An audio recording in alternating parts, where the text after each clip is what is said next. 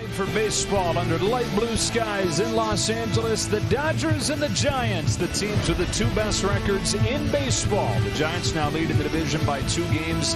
A 7-2 loss for the Dodgers in Game 1 last night. Welcome inside. Joe Davis and Orr Hershiser. This is a 4-game series. This is a 11-day stretch where they're going to play 7 times. They dropped the first one last night. Game 2 coming right up. Yeah, you fall back a game, but there's still a lot of season left. But there is a sprint, especially when you're playing the Giants. Well, 3 games left in this series. They still can end up in first place at the end of this. The bad trend has been the Dodgers' 4 losses to the Giants have all been here at Dodger Stadium. Yeah, and after they won the first 4 matchups head-to-head this season, Giants have won 4 of the last 6. We talked last night about the chance of Josiah Gray making his big league debut tonight. We didn't know for sure. He's going to. They're going to have an opener, though, in Darian Nunez. Then you're going to see Gray, who is the top pitching prospect in the Dodgers system. Yeah, the 2019, he was the pitcher of the year in the minor leagues. This young man spent a couple months on the IL down there with some shoulder impingement, but he feels ready to go, and so do a lot of people around the organization, getting some great scouting reports about his electric fastball, the slider, the curveball, and a changeup that he really dabbles with. But he feels very welcome in the Dodger clubhouse. Been spending some time with those guys in spring training. Should be a very easy transition for him. Well, the Dodgers got him in a trade from the Reds. They sent 4 players to the Reds, one of which was Alex Wood. And Alex Wood had a tough bout from May to the middle of June. 5 starts at an ERA of almost 8, but he is hot of late. The last 3 have been good, but he's had bad luck against the Dodgers. Kirsten Watson has an update on Mookie Betts. It's time now for the starting lineup for tonight's matchup between the San Francisco Giants and your world champion Los Angeles Dodgers. All right, so some technical difficulties there. Mookie Betts out of the lineup for the 3rd consecutive game. We'll have more on that as this one gets going. The Dodgers and the Giants coming up next from L.A.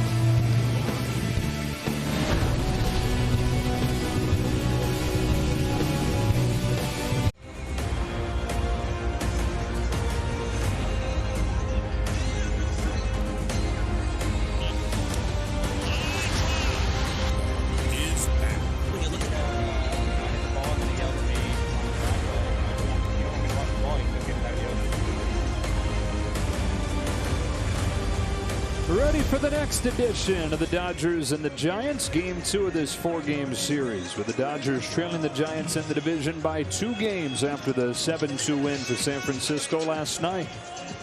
Joe Davis, Orr Hershiser, Kirsten Watson, and these Giants coming to bat tonight. Here's Gabe Kapler's lineup. Lamont Wade leads it off. Then Buster Posey up into the 2 spot tonight. In right field, Mike Yastrzemski. Wilmer Flores, the 3rd baseman, bats cleanup, with Alex Dickerson in left hitting 5th. At second base, Donovan Solano. And center field, Mike Tauchman. And Tyro Estrada makes another start in place of the injured Brandon Crawford. So Josiah Gray is going to take down the bulk of the innings tonight. But as an opener, Dave Roberts goes with the lefty. A couple lefties at the top of the Giants order. And so Darian Nunez makes his first big league start. And we weren't sure he's really going to make the start or not, because he took the typical bullpen route as far as his warm-up. There were no action shots or even live action of him until about 7:01, and then he appeared in the bullpen through about 20-30 pitches like he was getting hot to come in a game as a reliever, and here he is on the mound. It's a fastball changeup, so he probably just got those 2 pitches ready for sure like he would coming out of the bullpen. Both of them are outstanding, as we've seen in those first 3 games in the big leagues. For the native of Cuba, 28 years old, reaching the major leagues for the first time this year. Well, the Dodgers have won 14 of their last 20 games, but have lost the last 2. Final one in Colorado, first one here against the Giants. Overall 58-37. 2 games back in the division, 3.5 ahead of San Diego. Lamont Wade Jr. stands in, and off we go with a foul and strike 1. Giants have the best record in the sport at 59-34. And they've gone from a huge surprise and a team that folks figured would fall back to earth at some point early on. But here we are early in the second half, and they have legitimized that hot start. This is simply a good team. Nunez home with an 0-1 and a fastball by him for strike 2. Giants have been alone in first since the end of May. The Dodgers last were in first place on April 28th.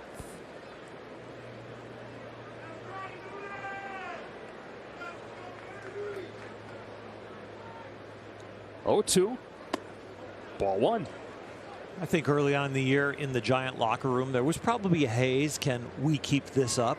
But now that the end is near and they're still on top and they're looking across at the Dodgers and already beat them again here in Dodger Stadium, I think all of them have lost any doubt or any haze over the team like we're old. We can't maintain this. I think there's tremendous focus on their team. From some hope at some internal expectations to some intrigue with the hot start to now expectations that they keep doing what they've done for the first several months. A pop fly into shallow left field. A.J. Pollock comes on and calls off Chris Taylor for the first out tonight. If Dodger pitchers strike out 10 tonight, everybody gets a free jumbo jack. A Jack in the Box tomorrow with the purchase of a large drink. And I think the same vibe is kind of fixed over to the Dodger side, Joe.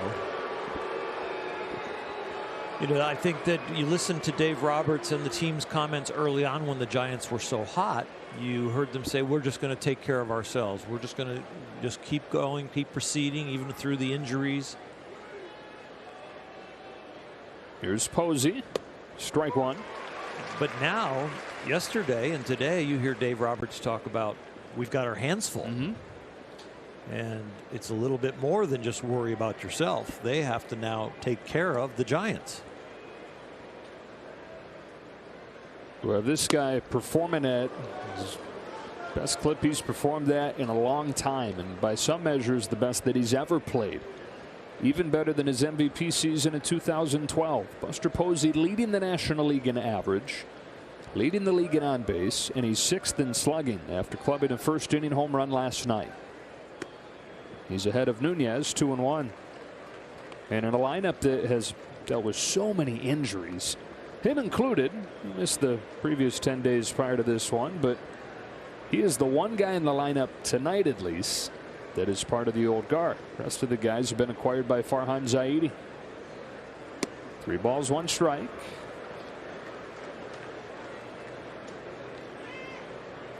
Well, some of this year that Buster Posey has had, Joe, is the rest that he's getting like every 3rd day. He's almost like on the IL every 3rd day so that he can really be the productive player the other 2 days. You just got to walk, and the Giants have their first base runner. And it's normalized a little bit, evened out a little bit, but early on he was particularly good his first day after getting the day off. Something that took some conversations with Gabe Kapler, the manager, Farhan Zaidi, the rest of the front office, talking him into that setup. A guy who has always played a lot of games for a catcher. They're playing the long game more this year. 1-on-1 out. Mike Yastrzemski takes ball 1 from Nunez. 0 for 5 in last night's game for Yastrzemski, who, like Posey and like a lot of these guys, has dealt with injuries throughout the year.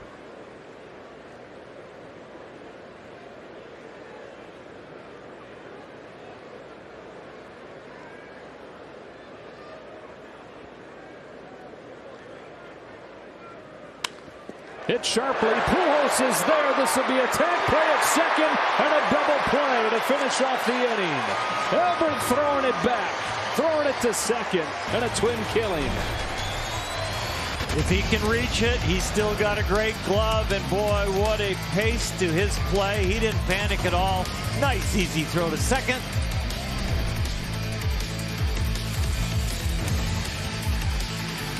Already in a better place going into the bottom of the first than they were in game 1 when they gave up those 3 runs. Here's the lineup. Mookie Betts' 3rd consecutive game out with the hip issue. So Taylor leads it off and starts it short. Then Turner and Muncy hit back-to-back home runs in the first inning last night. Pujols bats cleanup. Pollock is in left. He's been red hot. Cody Bellinger's in center. Barnes does the catching, and Zach McKinstry is in right field hitting 8th.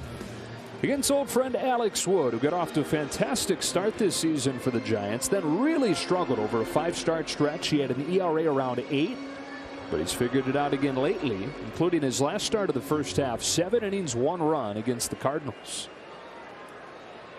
30-year-old comes home to Chris Taylor, and from that very unique delivery, very unique angle, he's got strike 1. Elbows and knees coming at you. Low arm angle. Looks like he's kind of pushing it out of his shoulder.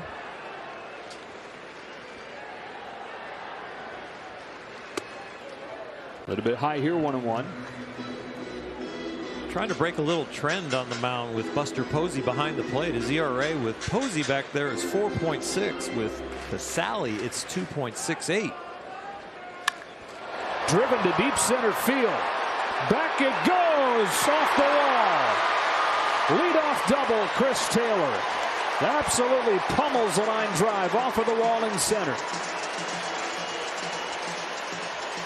Well, the expectations were that Mookie Betts would play tonight, but he is not in there with that irritated right hip. So they need some fire at the top of the lineup to get this offensive going. They only got the 2 runs yesterday on the 2 solo home runs. This might give them a spark. So promptly man in scoring position, and here's Justin Turner hitting above 400 in this month of July. He's homered in back-to-back games.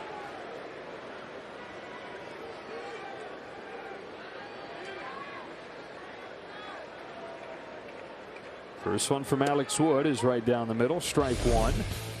21 hits this month. Here's a fun look at him on StatCast, powered by Google Cloud. I mean, the takeaway here is look at how he's using the middle of the field. Not a lot of pull balls. This is a right-handed hitter that's using right center to left center. On an 0-1 from Wood, drives the ball the other way. Not particularly deep though. Yastrzemski will put it away for the first out. Taylor heads to third. Very routine for Justin Turner to be able to hit the ball to the opposite field and not just give himself up, but still try and drive the ball.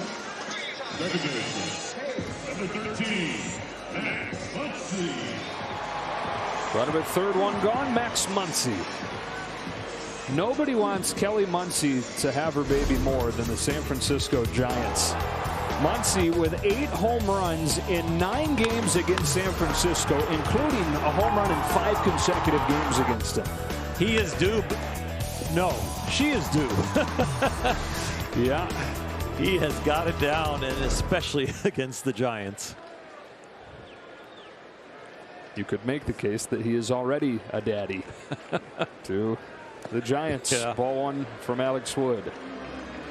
You know, the franchise record for home runs in a season against the Giants is 11, and he's sitting at 8, still with what, 9 games left. Yeah, on this pace, he'll shatter that record.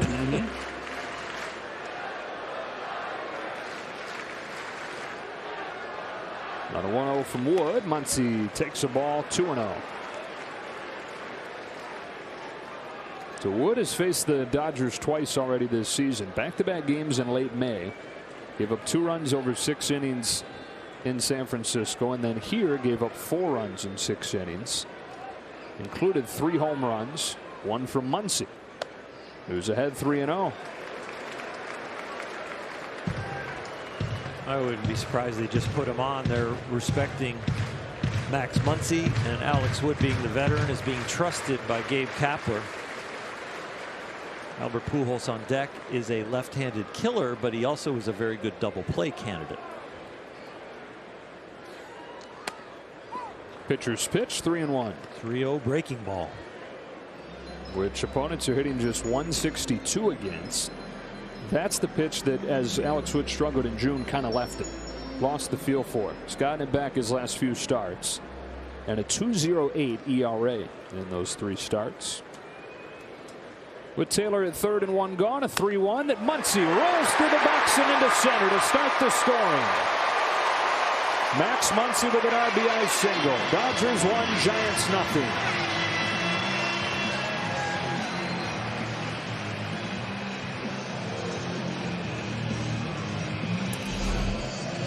it's not over the fence, but it does drive in a run.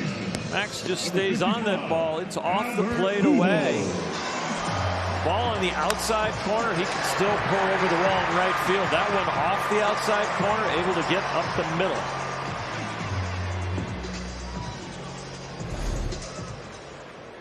So the Dodgers' first hit in this series with a runner in scoring position. Gives them a first inning lead and brings up Pujols. Who corks one foul. Look out.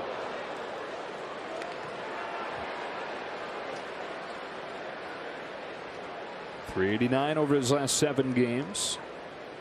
Facing a lefty tonight. Top 5 in the majors in home runs against lefties with 9.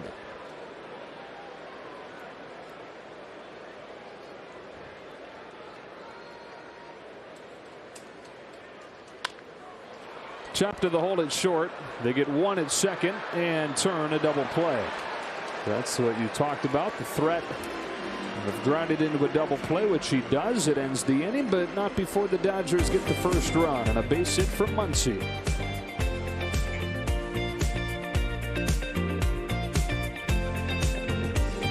Southern California Lexus dealer, feast on a friend. That's on Get to Alex Wood. Dodgers absolutely love him, but he's a friend and he's in the wrong uniform now. Sharp debut. That's about Josiah Gray. When he gets in the game, you need him to do well to win this game. And mightier pen. The pen has been cold the last 2 games. They've given up 7 earned runs. They need to be better. Darian Nunez faced the minimum in the first inning thanks to the double play ball. Misses with his first one to Wilmer Flores, who hit a home run in the first inning last night and is hitting .421 against LA this year. On this 1-0, he takes change up for ball 2. Yeah, so Tony Gonsolin last night just 3 1/3. Yeah, the bullpen, when you combine the final game in Colorado with the first game of this series, 11 1/3 over the last 2 games. Here's another smash off of the bat of Flores. Sends Bellinger on the move, out of room and off the wall. Twirls and guns it into second, but a double for Flores to open the inning. He continues to dominate the Dodgers, and he had been ice cold coming into this series. 2-0 pitch, a hitter's count. He gets a fastball down, and he got a fastball down last night for his home run that he elevated, and he almost elevated that one out of here.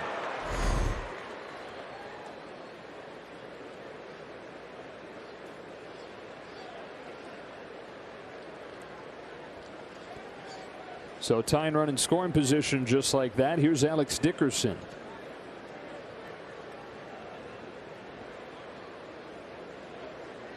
Who, like Flores, came into the series struggling. Had a good game 1, 2 hits and a walk. There's 2 for 23 against the Dodgers prior to last night.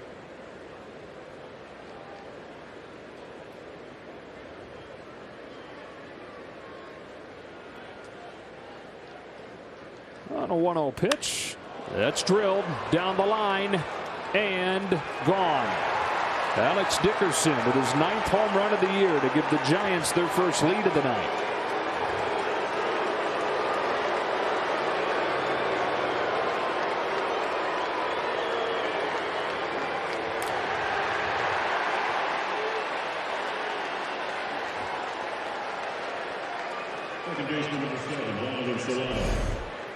Parts all over this lineup that are new faces, but so much is talked about with the Giants as far as the buy-in. What Gabe Kapler has learned in his 2nd time around as a manager, what Farhan Zaidi has brought to the organization as far as dissecting players, bringing them in, but also then teaching them where they are at their best and what to look for and how to play. And the guys have bought in. Strike 1 on Donovan Solano. And for the guys collectively to buy in, first your stars and your veterans have to buy in. And they bring in these 3 young hitting coaches. You've got these veteran players with World Series rings, with MVPs on the resume, all-star appearances, who were some of the first to really buy in.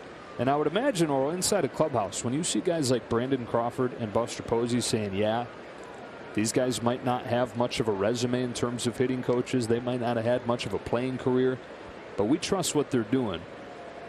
Everybody else falls in line. They sure do.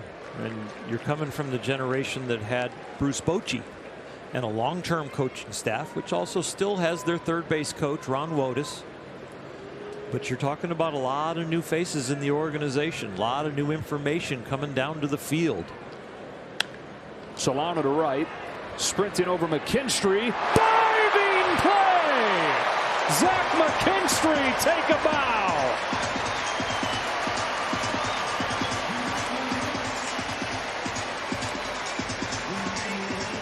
Mookie's not in there tonight, so he's not in right. Chris Taylor's leading off, got a double and scored a run, and McKinstry does his best bets. Imitation, outstanding play.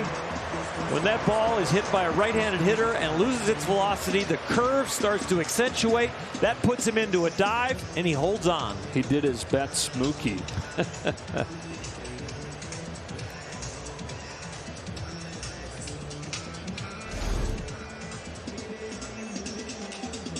We talked about it last night. Defense has been an issue lately for the Dodgers. But so far in this game, a couple nice defensive plays. Pujols started that double play last inning, and then McKinstry there. Now, a word from Morongo. Wahlburgers, opening in 3 days. There, Nunez benefiting from that diving play from McKinstry. One away in the second. Going to bring up Mike Tauchman.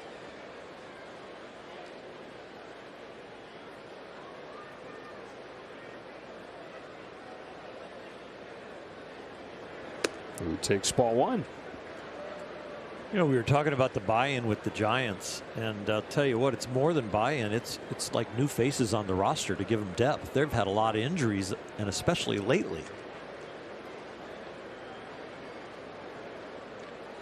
Look, not many people gave the Giants a chance to be good, even fully healthy. Had you told those same people, and I mean me included, you, I'm sure everybody across baseball, not only was this group going to look how you thought it was going to look, but then you subtract some of the best pieces. No Crawford now, no Longoria for a chunk of the year, Bell out for much of the year, stretches without Posey, without Yastrzemski, without Alex Dickerson. I mean, everybody has dealt with something. Tommy La Stella, that was their biggest acquisition in terms of an offensive player. He's missed almost the entire year. And yet they still have the best record in baseball. As Tauchman goes down on strikes, 2 away. What an incredible testament to the depth that Farhan Zaidi has built in such a short time. Well, he's built a new problem, and that is at the trade deadline, instead of sellers, they've got to be buyers. Yeah, there's no question now. I mean, it was really looking like going into this year with the La Stella acquisition, and that was the big one other than a couple pieces in the rotation, that they were just kind of hoping they would hold their own. But they've taught these guys how to win. The players have bought in, and they've continued to win. So the Giants have created competition on the trade market on the buyer side. 1 ball, no strikes on Thairo Estrada. You know what the other interesting wrinkle to that is? The reason that they made moves the way they did, kind of around the fringes of the roster, is that next year was supposed to be the year, because that's when all those aging players, salaries are going to come off of the books. Belt, Crawford, and Posey are all in the final guaranteed years of their deal. Posey has a team option for 22. Longoria's through 22. Now you're looking at those guys saying, can they really afford to let him go somewhere else?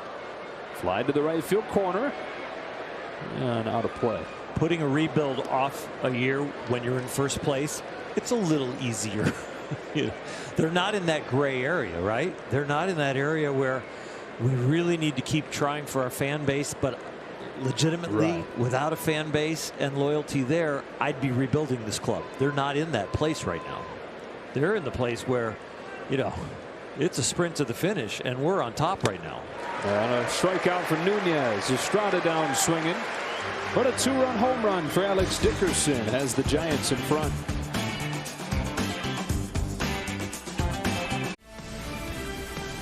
World Champion Dodger Baseball on Spectrum Sportsnet LA is brought to you by the SoCal BMW Centers. BMW, the ultimate driving machine. And by Jack in the Box. Our $6.99 triple bacon cheesy jack combo is here, only at Jack in the Box. Couple of innings from Darian Nunez, and there is Josiah Gray ready to make his major league debut. We'll get 9-1-2 in the Giants' order, it appears, in the 3rd inning. A 2-1 game. San Francisco in front after the Alex Dickerson home run. A.J. Pollock to lead off the second for the Dodgers. Bellinger and Barnes to follow. Nobody hotter right now than Pollock. Came off of the bench last night, had just 2 at-bats, and still extended his hitting streak. Hitting .517 over an 8-game hitting streak, and he's got 9 extra base hits in those 8 games. First one from Wood, sweeps in there for a strike. AJ always a big piece in the lineup when a lefty starter is on the mound. Another reason he's a big piece in the lineup because he's very, very talented. And then on a night when Mookie Betts is not a go, really important. Swings and misses at a fastball, and it's 0-2. 7 of his 13 home runs this year have come this month. He's covering the outside part of the plate. He's covering the breaking ball, and not just for singles. He's hitting the breaking ball for power.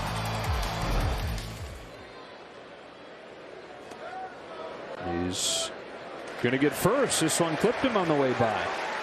Home plate umpire, crew chief Dan Iasonia tonight, emphatically making the call. The leadoff man on.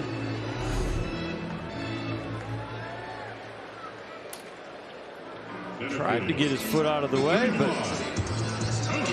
gets struck on the back shin.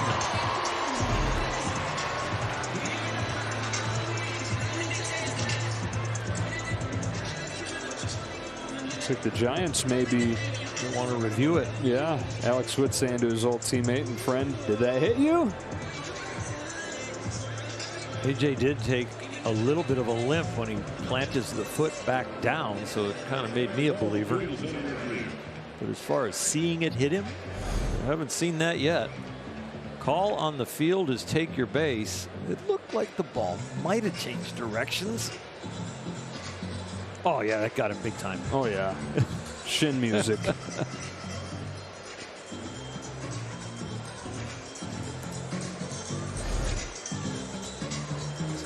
Might be one of those where whatever the call on the field is what it's going to be. You're going to get that with Alex Wood, though. He comes inside a bunch. I'd like to see AJ like roll his sock down and show a little red spot on his shin. Yeah, sell it. Let's go.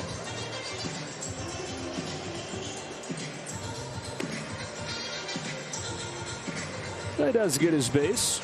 Leadoff man has been on both innings. Try to score him like they did in the first.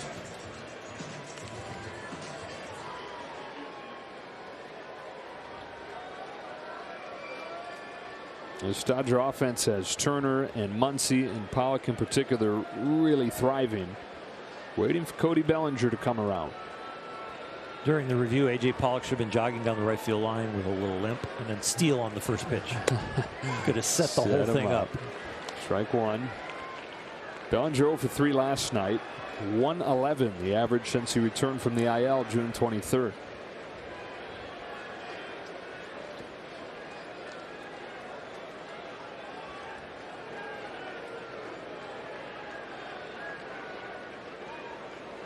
Shows bunt with a shift on, pulls it back. It's 1-1. I like the thought. I like the mindset. You know, that's some good inventory on yourself and where you're at, and the way you need to produce for the team. And you've just changed the defense a little bit. Estrada has to creep in, gives him a little bit more room with hard ground balls to the left side.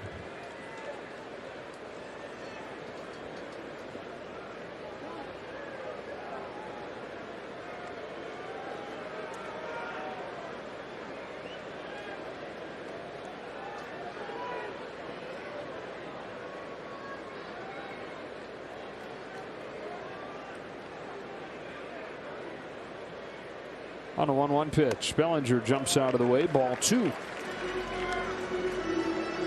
Corey Seager on the horizon. Hopefully Mookie Betts is back, and you're waiting on the MVP caliber play from Cody Bellinger. There's a huge influx of talent coming for the Dodgers. One here playing right now. You can wait with Cody if you get Corey back healthy, you get Mookie back healthy and producing, you can wait with Cody because of his elite defense in center field. He really solidifies the outfield when you can wrap Betts and Bellinger, and then if it's Pollock or Taylor, whoever, Beatty in left. 2-2 coming from Wood. Bellinger swings and misses at the high fastball for the first out. That is where teams consistently have gone against him. They will have to wait a little longer if he keeps missing this Catcher pitch. number 50, Austin Barnes. Copycat league. I tell you, show that you've covered a hole up. That's where they're going to go. If you can't stop the run, people are going to run it down your throat. Here's Barnes with 1 on and 1 out. He swung the bat well against the Giants this year, back to last season.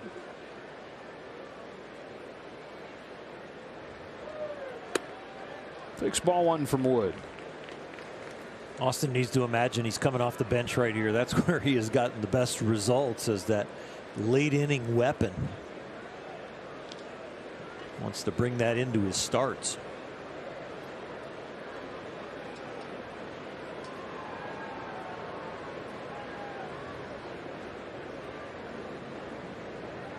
The 1-0.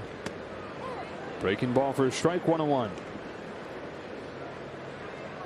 Alex Wood in his 9th season, his first one with San Francisco. Over the last 2 years, 48 innings total. 2019, missed most of the year in Cincinnati, lingering back problems, had to have surgery to address a nerve issue. And then just 19 innings last year, mostly out of the bullpen for the Dodgers. Began the season in the rotation, but then had some shoulder issues.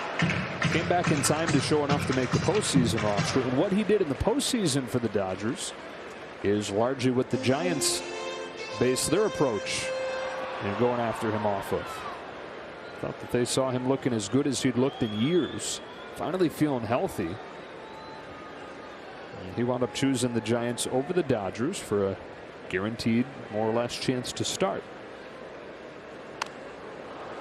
1 ball, 2 strikes on Barnes.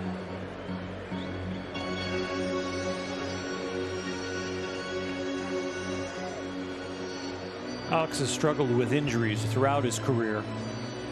And a lot of this funk that makes him so successful as far as the delivery and the body type, his body's not real symmetrical. You watch him swing a bat, you watch him run and cover first base or throw to bases. There's a lot of parts moving in the directions you don't normally see, and that causes a lot of stress on the joints. You know, he's very strong, he's very balanced, but the parts are not always in sync as far as halves of the body, so it does lead to some irritations and some injuries.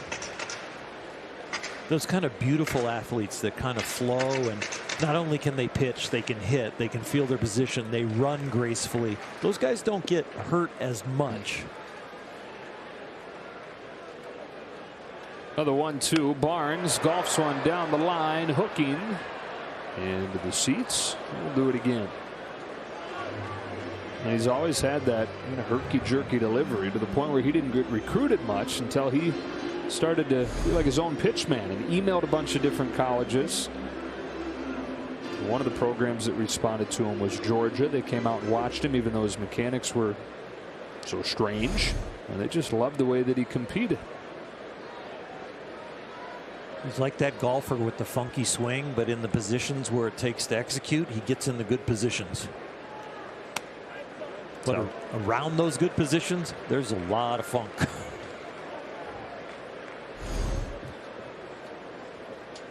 Coming at you with it.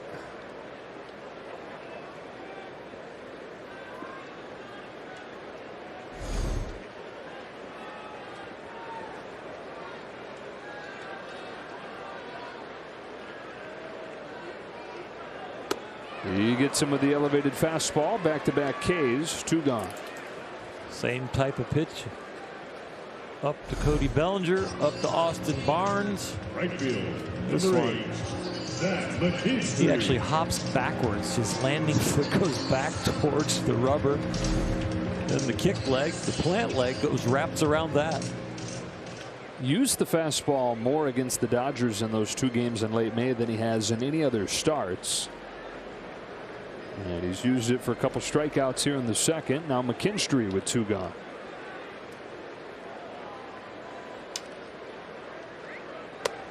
One ball, no strikes. McKinstry had a double to lead off the second inning last night. The Dodgers went 0 for their next 21. And after the back-to-back home runs in the first inning, 2 for 28 the remainder of the game.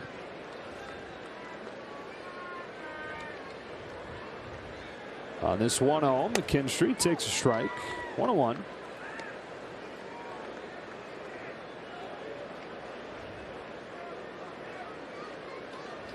For an offense that had been exceptionally hot. Finish off first half, open the second half. Especially the Giants bullpen. They shut them down.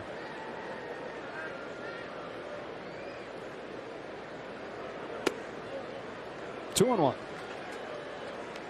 5 pitchers out of the Giants pen last night. Gave up 1 hit over 6 shutout innings.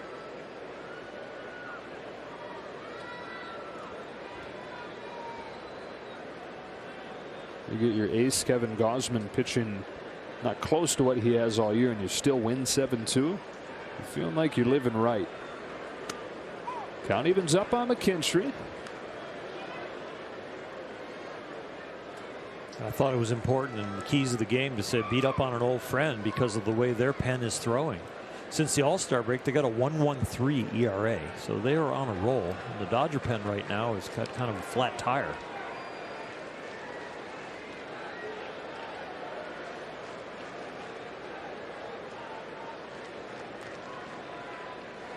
McKinstry tries to lay off and does to work the count full. So Pollock will get a head start from first.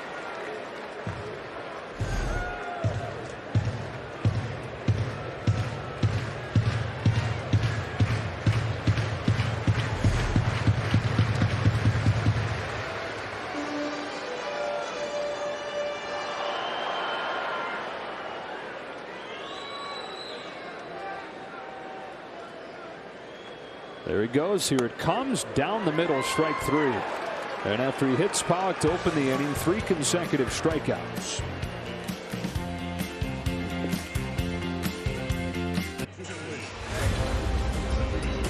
So Josiah Gray, the top pitching prospect in the system, ready to make his major league debut.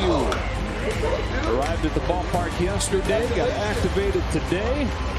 And they just introduced him, getting a great hand from the Dodger Stadium crowd. 23 years old out of New Rochelle, New York, who was a second-round draft pick of the Cincinnati Reds in 2018. Dodgers got him in a trade later that year. He was the minor league player of the year in 2019 and dealt with some shoulder fatigue early on this season. So he's only pitched in 4 games in AAA, but a 2.87 ERA, 22 strikeouts to just 2 walks. The minor league development staff loves this guy, his attitude, the growth that he has had. And really the growth has been in his slider, in his fastball command, bringing the curveball along, which is going to look a lot like the slider. We're going to have a tough time knowing which is a slider or a curve, and then a changeup that's in development. But the basic foundation that they love is the fastball and the life to it. JoJo, as they call him, comes home and misses with that fastball. Ball 1 to Alex Wood.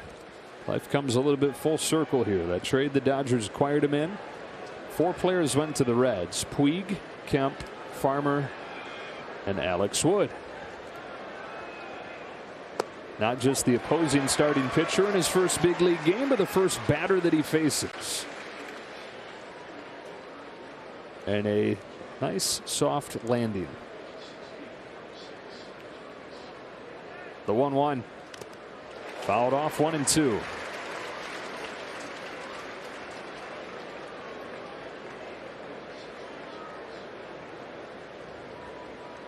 Josiah's built up to around 75 pitches. Made 1 start in AAA and then started dealing with a shoulder issue. So he's made 3 outings in his comeback from that, building back up. His 1-2 is fouled off. We'll do it again. So yeah, that trade that they acquired Josiah Gray, and they also got Homer Bailey, who they soon let go. But Jeter Downs was part of the group that they sent to Boston to acquire Mookie Betts. Another 1-2. And a foul ball. Someday he'll be telling the story about his first outing, and somebody will say, "Who'd you face?" "Oh, the Giants." "Oh, did you face Posey, Crawford, Belt, Longoria?" "No, my first hitter was Wood." "Wood? Alex Wood?" "Yeah." Yeah. Wasn't he a pitcher? Oh, yeah. 1-2. It is popped into right. A deep breath and an exhale. Josiah Gray, officially a big leaguer, as Alex Wood flies to right. Did you get him out? Yeah, fly out to right. Number 31, Lamont Wade Jr. And then the real stuff began. To the top of the order, Lamont Wade with the Giants in front 2-1.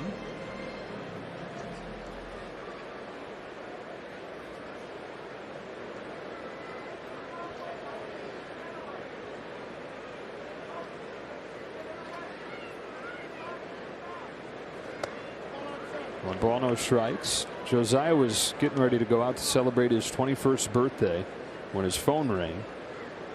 And it was the Reds letting him know that they had traded him just a few months after they had drafted him in the second round. That pitch is hit a mile.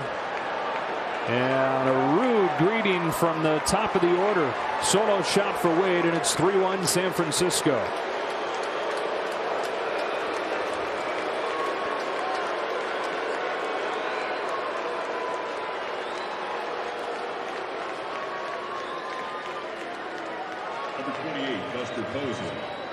He picks on a fastball. It's about thigh high. And that is his 9th home run and 21st RBI. He got all of that one.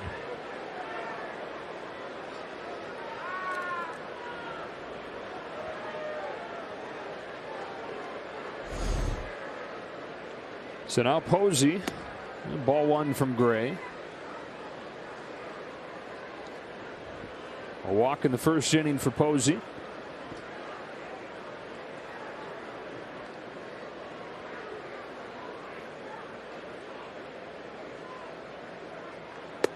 There's a strike at 97. Fastest one he's thrown tonight. It's 1-1.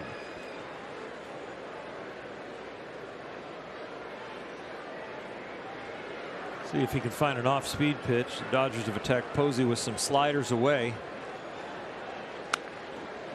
That was it right there. Yep, at 88. So you're going to have a time between somewhere between 88, 89, and then if it gets down to like 83, 84, that's more the curveball.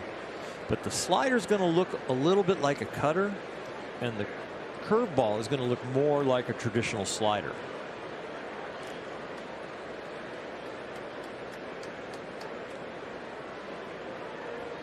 Gray comes home, and Posey checks his swing, ball 2.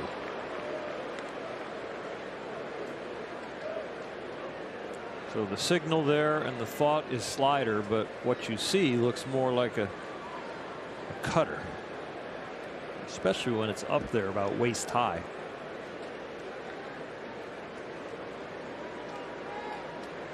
Gray's 2-2 to Posey is hit on the ground, up the middle, and through. The ball had eyes for Posey, and he's been on both times. Number 5, Mike Yastrzemski. Hits like this find their way through in your first big league outing. You really have to work hard now on your nerves. Don't get scared out of the strike zone because of the home run. That's a routine out. It just didn't turn out to be an out because it was just in the exact right place. But about 85% of the time, that is an out.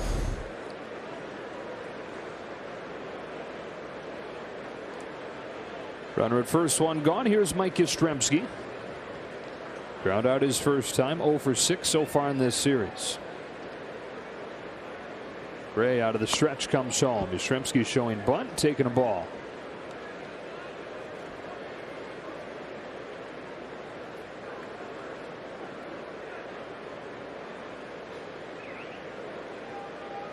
So 2 more home runs for the Giants tonight. 4 in this series. They continue to lead the National League in home runs. There's the slider. Well, the curve that is more like a slider.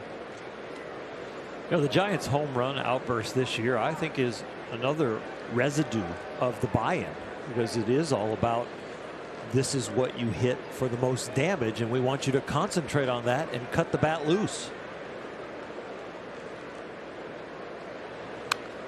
And with that, the chase rate has gone down. The walks have gone up. Talk about keyholing on like a 3-0 pitch.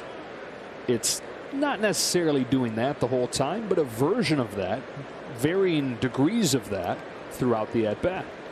Well, if you're keyholing to one side of the plate or the other, or one height or the other, think about, I'm not swinging at anything else out of that. How many chase pitches now are balls? Or when you're used to covering the whole strike zone or protecting or not letting it go on a certain place, you were still kind of feeling for those pitches and chasing. And then they're so locked in on their strength that when the ball is just missing their strength, they might be taking it. If it's I'm looking for something on the inner half, but if it's too far in, you know, the data says don't swing at that one. And you got a lot of training to do to get to match that info. Fly ball right center field. No big deal for McKinstry. And Yastrzemski's out number 2. And so the Giants have incorporated that philosophy under these new hitting coaches the last couple of years. It's been an organizational philosophy, that idea offensively for the Dodgers for a few years. The Padres have adopted that now. And you're looking at 3 of the top teams in baseball all using that idea of hitting.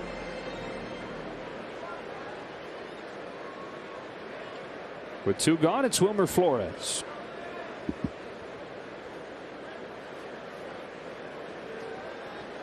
Flores doubled in front of the Dickerson home run last inning.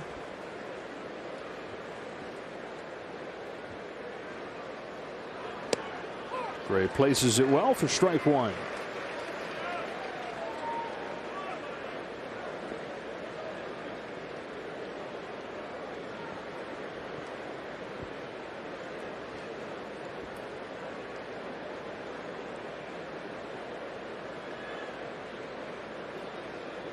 The New York native, home with an 0-1 pitch, got a swing and a miss. No balls, 2 strikes.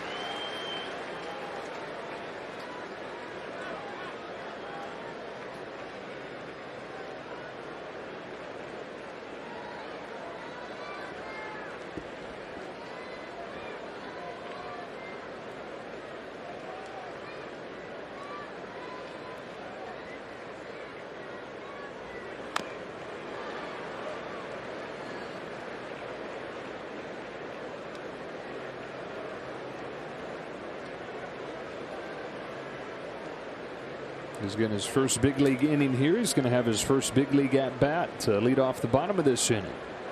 He started his college career mostly as a shortstop. And I'll tell you, he can swing it. During pitcher's batting practice yesterday. Target set up for an 0-2. Went up there and it was fouled.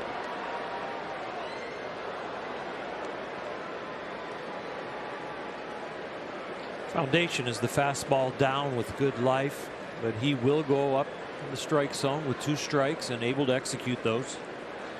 And why not when you can go 93 to 97 miles an hour?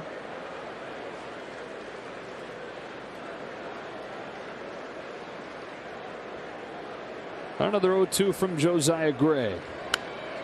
Carved out down the line and into the netting. Ski balls its way back onto the field.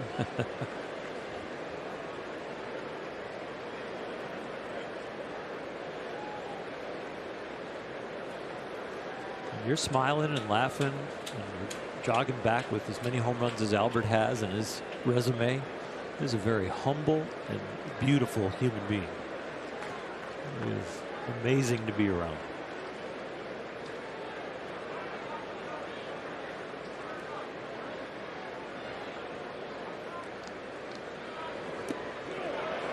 Check to first, no swing, ball one. A lot of movement for not getting the strike call there on the swing. Take a look. Well, it is good check swing.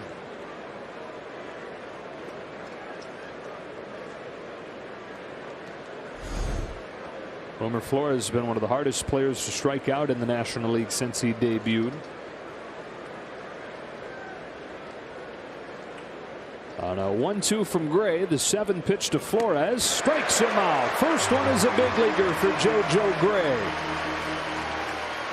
He gives up the home run to Wade, but he strikes out Flores. And after 2.5, 3-1 San Francisco.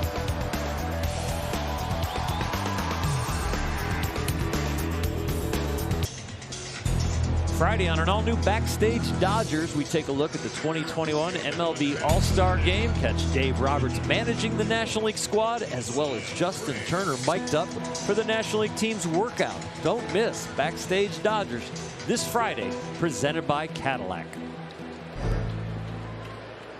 So Josiah Gray checking off some boxes quickly here. Got his first big league inning under his belt. Now have his first big league at bat against Alex Wood, who delivers a strike. Pre-game show was talking to Josiah yesterday about his hitting because he got an RBI hit in his last outing in AAA. And he said, what do you think? You got a hit in you here in the major? He said, yeah, I think I can get a hit up here. I don't know if it's going to come against Alex Wood, because I've never seen anything like that.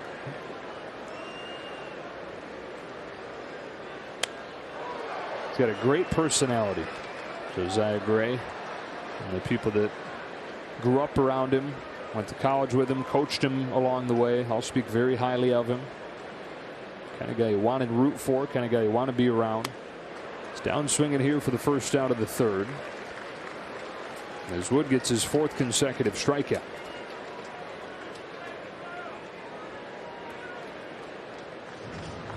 Number 3, Chris Taylor.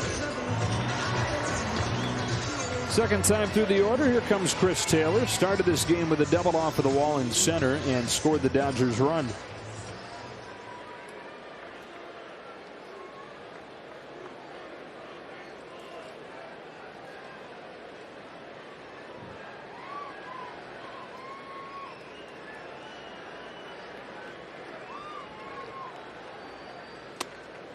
One ball, no strikes.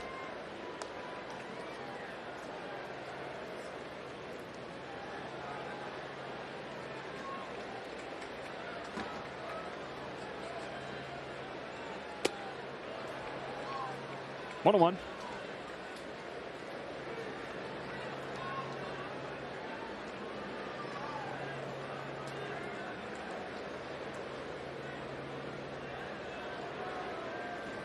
Dodgers know Alex Wood. When he gets on a roll, you want to be stepping out, break his rhythm. He's like a bull in a china shop. He just keep breaking stuff. Bam, bam, bam. He just keep coming at you. He'll suffocate you with strikes. He'll suffocate you with great stuff. If you start panicking with him and getting on his pace, you'll probably swing more often, then he'll make you chase. Chris Taylor taking more time than usual to get into the box.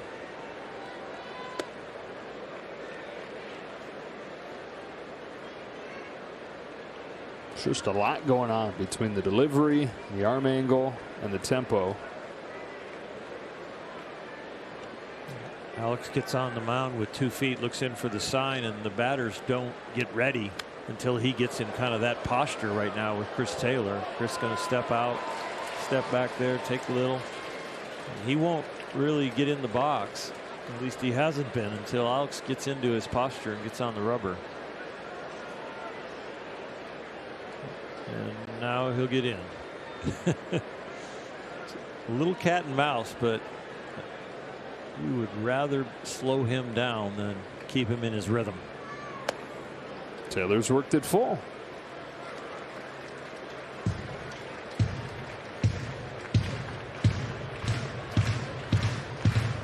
Turner on deck, then Muncy. 3-1 Giants on a pair of home runs. 2-run shot from Dickerson and a solo shot from Wade. Payoff to Taylor is cut on and miss, and the 5th consecutive K for Wood. Pretty easy to say right now that Alex Wood's on a roll. Got the breaking ball for the strike working. He's using both sides of the plate with his fastball. And boy, does he have the funk consistently.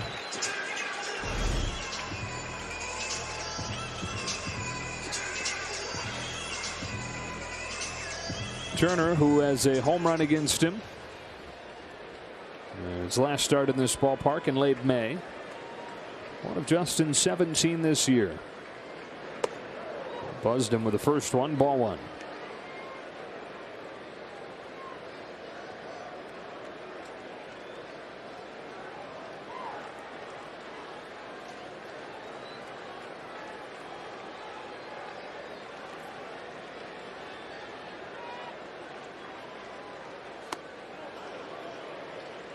Two and 0.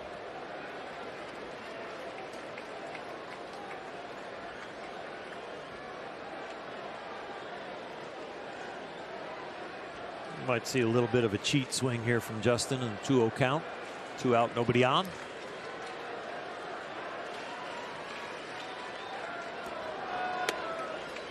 Takes ball 3. Alex Wood and Buster Posey were expecting a 2, so they went with a 2-0 breaking ball.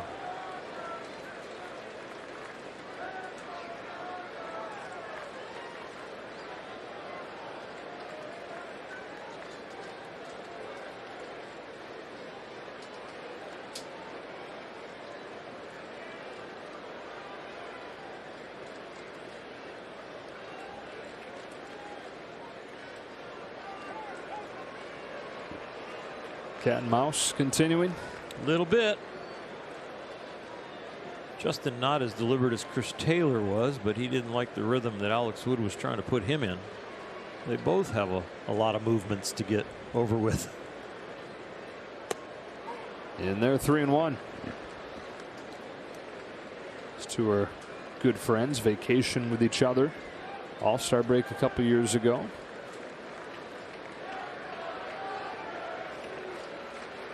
On a 3-1, Turner watches a backdoor breaking pitch run the count full. For 5 pitches, he's taken them all. Well, now it is, do I surprise him with the fastball, or do I go what most people expect and I expect to throw, which is a 3-2 breaking ball? That's what he's going to. And it hit him.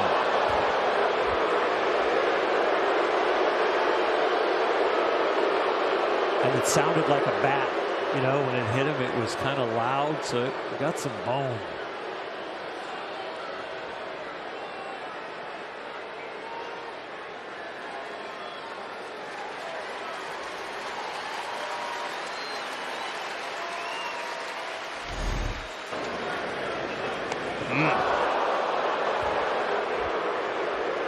Take a look where it got him. Yeah, right on the outside part of his knee. You talked about how these two are friends and they vacation together. I saw Alex kind of mouth some expletives, like he definitely didn't want to do that.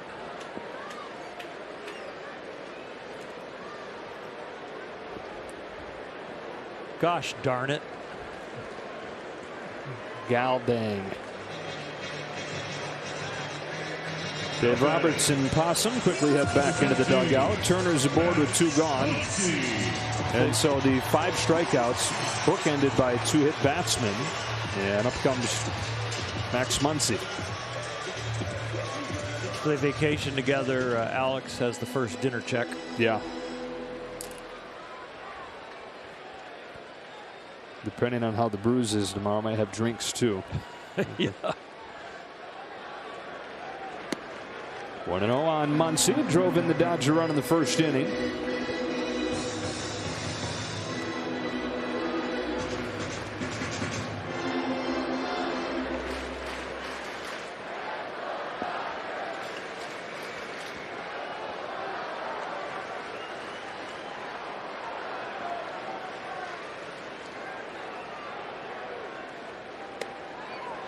One ball, 1 strike.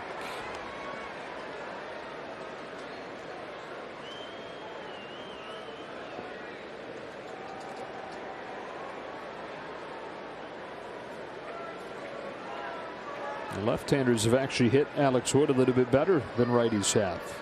And Muncy has hit lefties very well.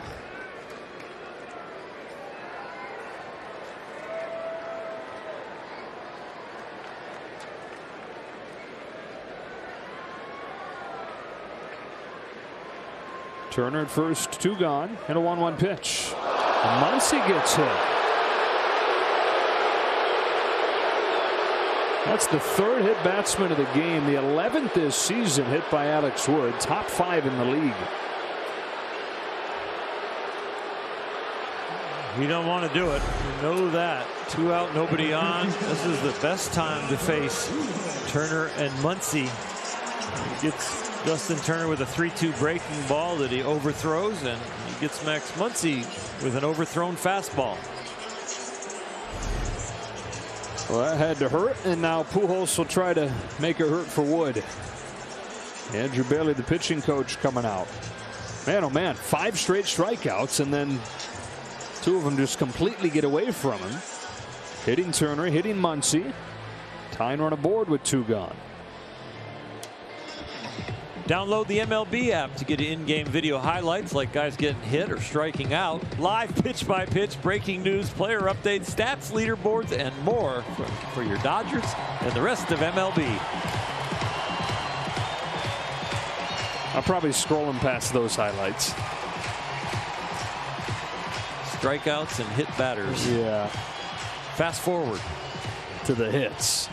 Play the hits. As an ex-pitcher, I don't resemble that. Well done.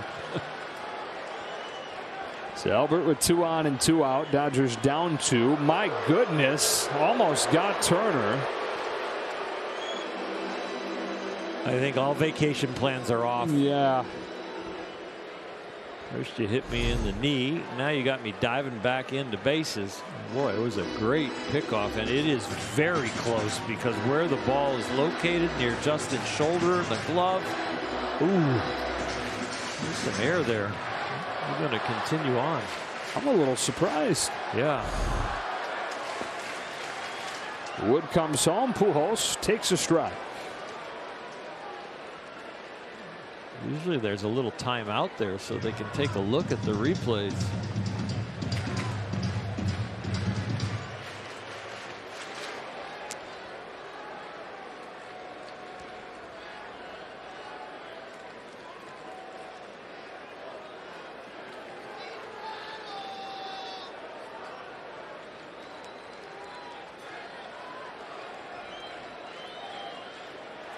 The 0-1.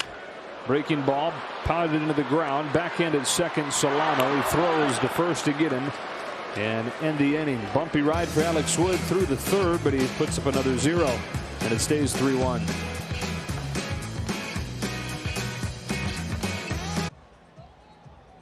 Welcome back to Dodger Stadium. Today, the Dodgers partnered with the Players Alliance to invite about a dozen youth baseball players to have a special day at the stadium. When they came here, they had the opportunity to meet David Price. They received swag bags that include baseball bats, gloves, and they got to take a tour of the stadium. This is one of the many steps in the goal to increase black representation throughout baseball. During All-Star Week, Commissioner Manfred announced that a commitment of $150 million to the Players Alliance over the next 10 years.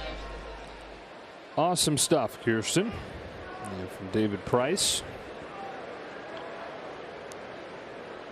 So we go to the 4th inning. Giants in front 3-1. One of the big swings in this game came from this man, Alex Dickerson, who takes strike 1 from Josiah Gray.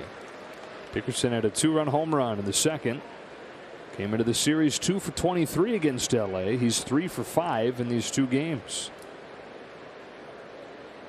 Down an 0-1. There's strike 2. Josiah Gray's faced 6 hitters, just 2 first pitch strikes. That's this 0-2 count right here. Much better getting into these pitchers' counts. Yeah, back foot breaking ball to get him swinging. Back-to-back strikeouts, 1 gone. 84 mile an hour, what he will call a curveball, but it breaks a lot like a slider. And a good one. With one out, here's Donovan Solano, lined out his first time.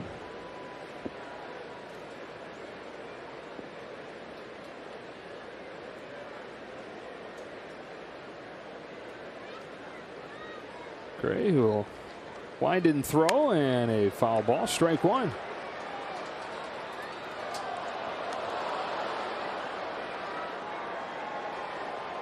Josiah from just outside of New York City in New Rochelle, New York. And then went to Division II Lemoyne College in Syracuse. It was his only offer, and it was mostly to be a shortstop. He struggled offensively, didn't pitch a ton. Wasn't in the rotation there until he was a junior. It's good enough then, though, and the velocity went up. He got bigger and stronger that he focused on pitching. So this is still a very young arm in terms of both usage and development. World-class athletic body and athletic ability. Very easy to repeat his delivery. Very smooth, gets all the parts in the right order.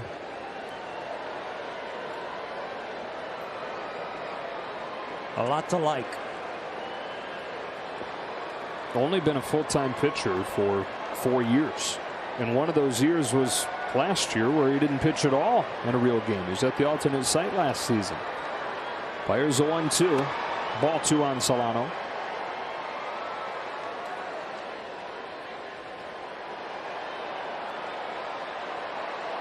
The finishing off process of somebody coming from the minors into the big leagues, if you're not Fernando Valenzuela. Another strikeout, 2 gone. Is really taking inventory of your pitches, which ones are effective at this level, which one do the big league hitter kind of prey on. And these guys, what gets them out at AAA is not always what gets them out here, and it doesn't mean you don't have the pitches. You've just got to start to recognize what gets them out up here and where not to make your mistakes, and that is part of the finishing process. He is throwing a tremendous amount of strikes for somebody in the first big league outing. Strikes out the first 2 men of this inning. Mike Tauchman comes up, takes ball 1. Strikeout was the 5th tonight for the Dodgers. 5 more, and everybody gets a free Jumbo Jack. Jack in the box with the purchase of a large drink. Here's the 1-0. Tauchman tries to lay off, but he went around, and it's 1-1.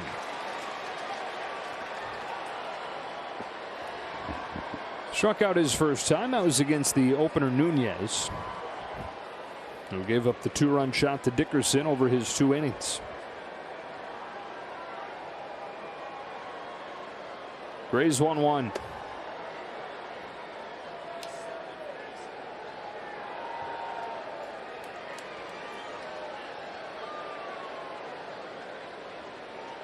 .27 strikes, only 10 balls.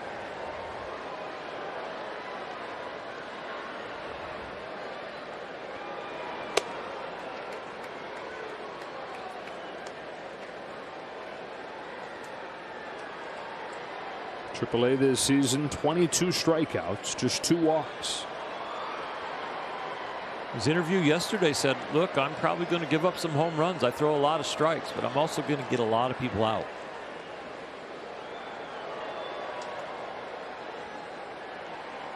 Delivers 3-1. Tauchman watches a low strike, 3-2. Got a little help there from Dan Iasonia. Helped us out with the broadcaster jinx. He's sitting here telling you how many strikes he's thrown. He goes to a 3-1 count, throws ball 4, but gets a strike. Which is part of the crusade, proving it's not real. Exactly. Strike 3, and Josiah Gray in his second big league inning strikes out the side.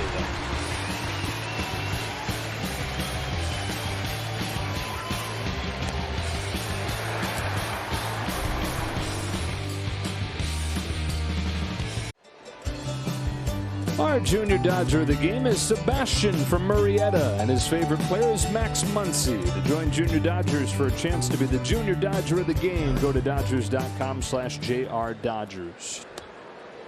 Dodgers trying to get it going against Alex Wood, who gets strike one on A.J. Pollock. Wood has hit a career-high 3 batters, giving up just a run on 2 hits. Pollock was the first of 3 guys to get plunked.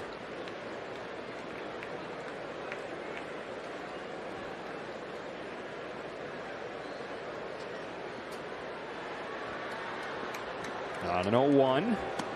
He takes strike 2.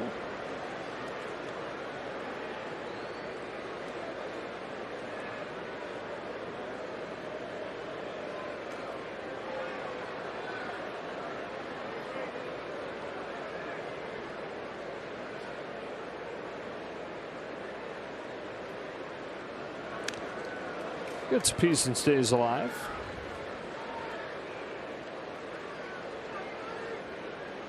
Got a piece of Buster Posey too. Be interesting to see. Do they give him an off day tomorrow? They did in the first time around with the Giants. Been pretty consistent with it all year. You wonder with him 10 days on the IL. I guess that could go either way. You say, well, he definitely needs rest. He's just coming off an injury, or he's particularly well rested and maybe can run him a little longer.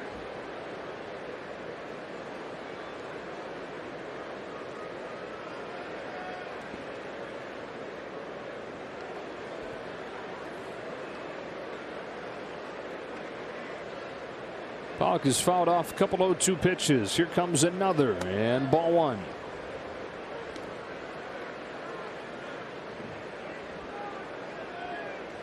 Very open with their communication in the San Francisco clubhouse with Gabe Kapler and the coaching staff. So I bet you Buster Posey already knows what he's doing tomorrow.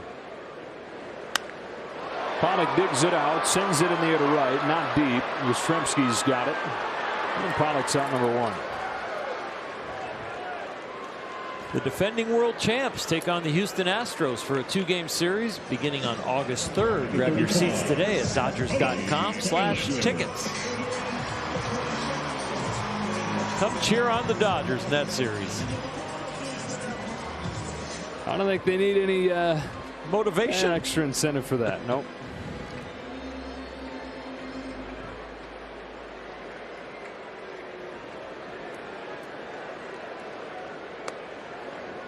It's ball 1 on Bellinger. Struck out in a high fastball his first time.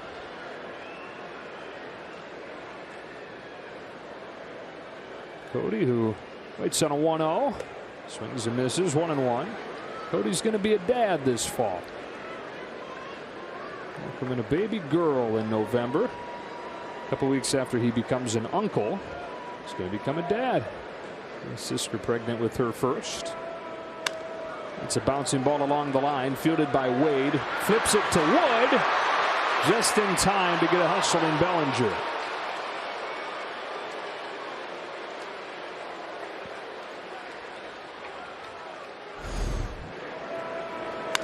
Just gets over it with the bat, but he does hustle down the line. Alex Wood does make it over there. Alex with a very funky follow through, so a lot of times gets a late break. Took a straight line to the bag and beat Cody there. Wade Jr. at first thought maybe I can beat Cody. Then when he saw the speed, he said nope, only Alex can do that. It's amazing how many times through a baseball game we're reminded how perfect the dimensions of a baseball field are. Barnes fouls off the first one. And think of all the bang-bang plays that happen throughout every single game. It's just right. I think it is a combination of the perfect measurements and then the players on the field understanding where they can be to still accomplish what they're trying to accomplish. Within those measurements. Yeah. Better than ever before. Exactly. Because of all the data. When you think of positioning and all that it is cracked up to be. Diving play by Flores, but he can't dig it out. Infield hit for Austin Barnes. He had to be thinking, you better not. Don't you dare. Austin's like, what happened? Was I almost going to be out? Flores, outstanding range here. Step and a huge dive. Talking about defensive positioning, it's about your range, about your arm strength, about the speed of the batter runner. And right there, Barnes wins the equation. He didn't beat the range, but there wasn't enough arm strength with Austin Barnes' speed to get him. He gives McKinstry a chance with 2 gone here in the 4th. Zach representing the tying run. First one from Alex Wood is a fastball to the corner, strike 1.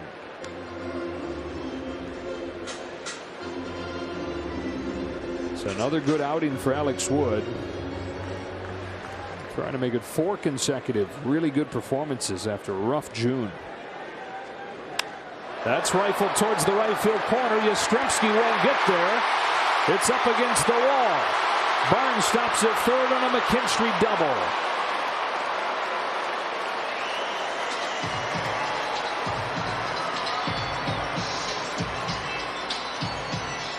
Two outs, you're on first, and you're off at the crack of the bat, and especially when this guy hits it down the line over your head, and you're thinking you can score. Austin Barnes with the secondary lead. He is off and running, but right about now, when that ball hits the wall and gets to Yastrzemski, Dino Ebel has to hold him up. He sees that the combination of arms that's coming from the outfield and Austin Barnes' speed, we got to hold up and take second and third, and another opportunity to score a couple runs. Second double of the series for McKinstry. And Josiah Gray, with the tying run in scoring position, a chance to help his cause. If there's a time for a third base coach to push the envelope with 2 outs, it was right there, but Austin Barnes would have been dead to rights. Started him with a breaking ball. It's 0-1.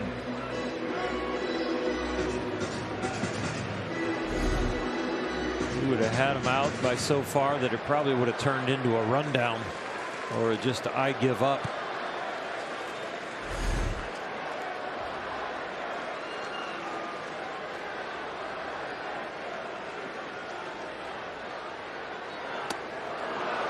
Back-to-back breakers. Wood showing him some respect here.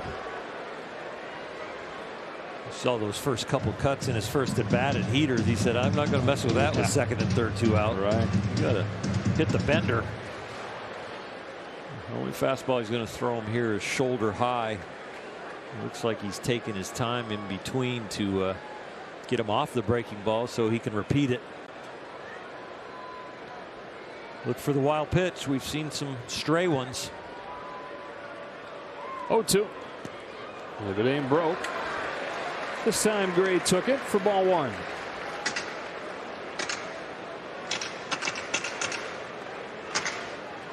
Barnes with an infield single. McKinstry with a double. Both coming with 2 out. And a 1-2 pitch coming to Josiah Gray.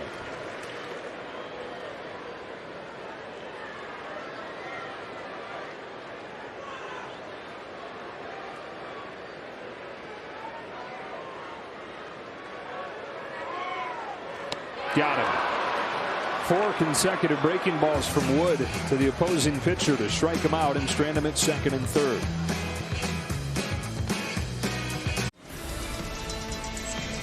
World Champion Dodger Baseball on Sportsnet LA is brought to you by Carl's Jr. Grab the new BLT Ranch sandwiches at Carl's Jr. and feed your happy. July 20th, 1970, Bill Singer, who's an LA native, threw a no-hitter for the Dodgers against the Phillies after he had missed 2 months of the season with hepatitis. Comes back, throws a no-hitter, part of his 14 years in the majors. He was the first guy credited with a save in the majors the year before that, 1969, when he closed out a Don Drysdale start and pitched a no-no on a day game. This date in 1970. Bill, Orl, and Kirsten back at Dodger Stadium with the Giants on 2 home runs, lead 3-1. And Josiah Gray goes back to the mound for the 5th. 3 Ks in his last inning. That's a pretty nice second inning of work. 10 of 15 pitches were strikes, and all the strikeouts were on breaking balls. 2 with the slider and 1 with the curveball. They'll look at 8-9-1 in the Giants lineup here. Thairo Estrada to lead things off.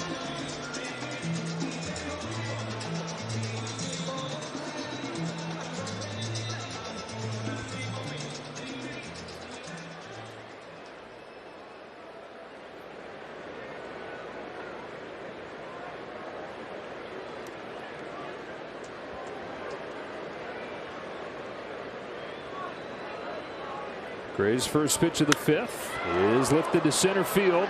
Bellinger back at the wall. Thairo Estrada ambushes the first pitch of the inning and clubs a home run. Third of the game for the Giants, and it's 4-1.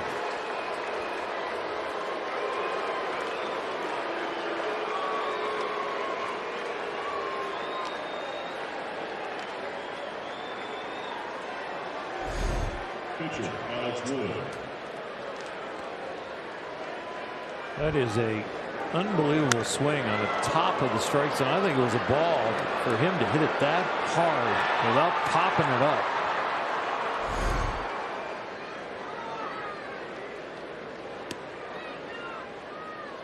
So another one of those guys that has performed and given a chance because of the injury. He's only in the lineup because Brandon Crawford's on the IL. Purchased him from the Yankees early this season. 1-1 strike on Wood. In fact, Posey is the only guy in the lineup that wasn't acquired over the last 2+ years. The chase from Wood here, 1-2.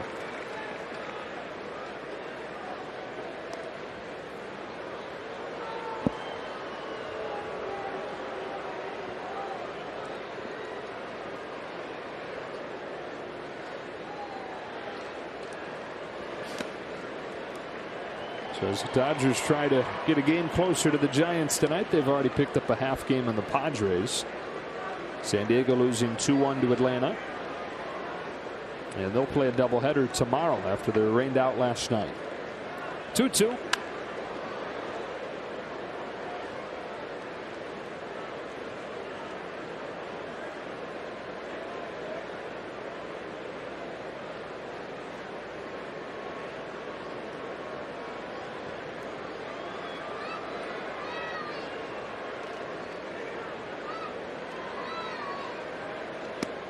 Strike three with the fastball.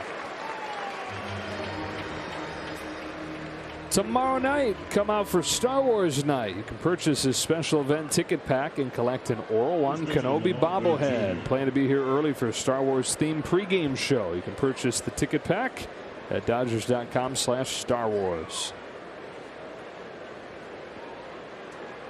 Have you gotten your hands on one yet? Have you seen the prototype? I have not. I have seen the picture like everyone else. No. Yeah. Here's Wade.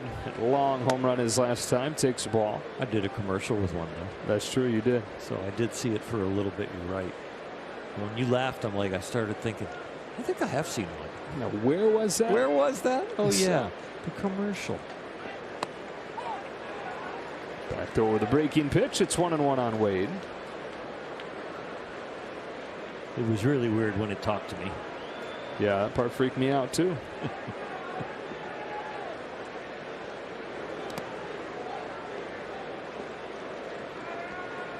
Two and one. The former Maryland Terrapin, Lamont Wade, who got to play with his brother there. Brother Jamal Wade went on to pitch in the Mariners system, currently pitching in independent ball.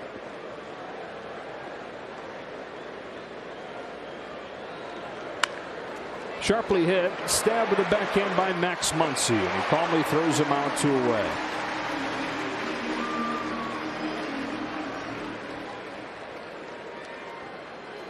Catcher Buster Posey.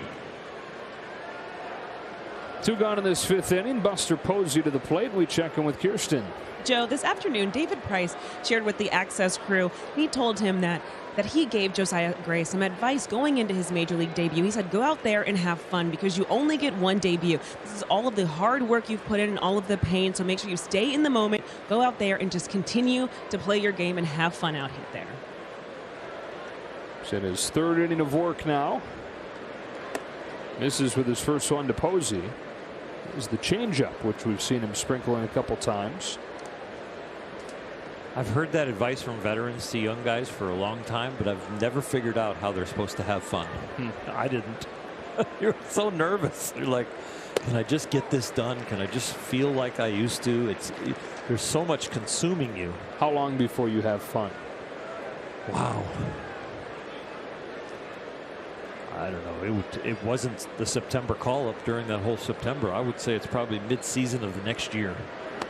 Does it take knowing that you are safe as a big leaguer to have fun? A little bit of that, and a little bit of you're so into the game that you're doing some of the things that you've done when you felt like I have more ability than the other guy. Some experimentation, some learning on the job that goes right. You know, BP fastball, you get a double play on when somebody said, you know, just take a little off there. Trying your hardest is not always the best. You know, it's okay to try less.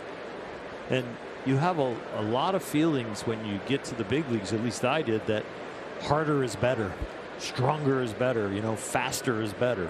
And you have to learn to settle in and have some finesse. Full count. And then it becomes fun when you start to really slow the game down, execute plans, adjust on plans, and find some success.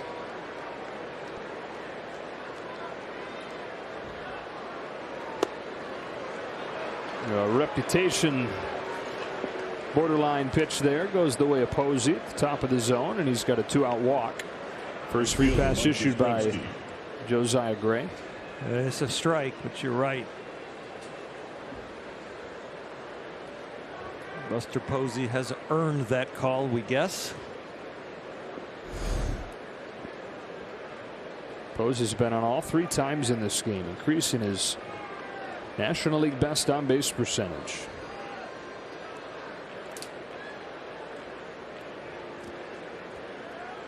Inning kept alive for Yastrzemski. Generous outside corner, 0-1.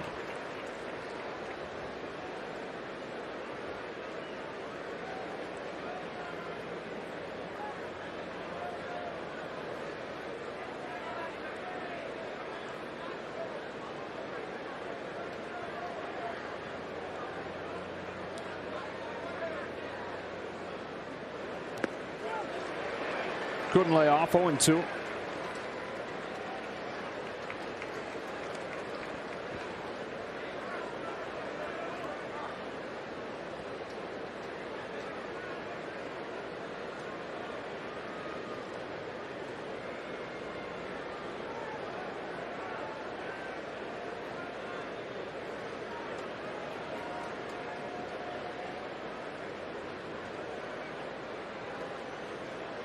Posey at first, 2 gone. 0-2 from Gray. Yastrzemski leaves it up, 0-1.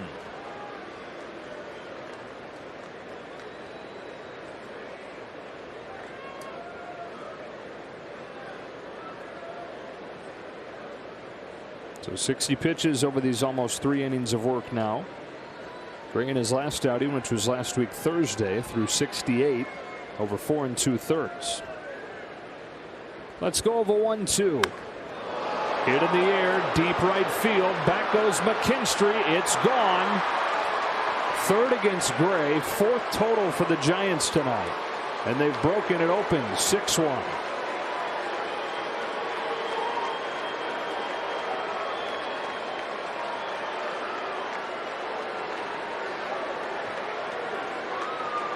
Third baseman Wilmer Flores. Breaking ball that goes up and then comes down and then goes up again as it leaves the ballpark.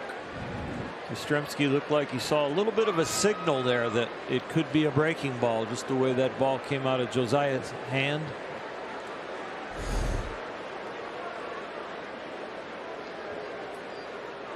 th home run of the season for Yastrzemski. Only the 2nd that he's hit against a breaking ball. Strike 1 on Wilmer Flores. It's the first hit they've gotten on his breaking ball. They were 0 for 6 going into that at bat. It was the fastball that was giving up all the damage.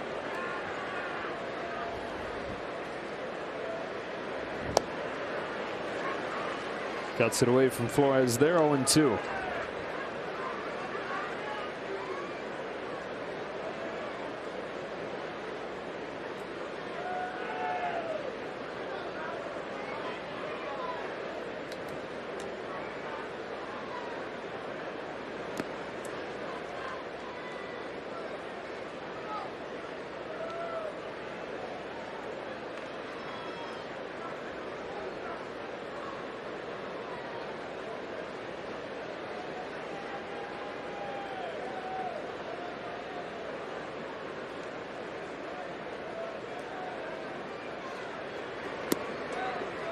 Two and two.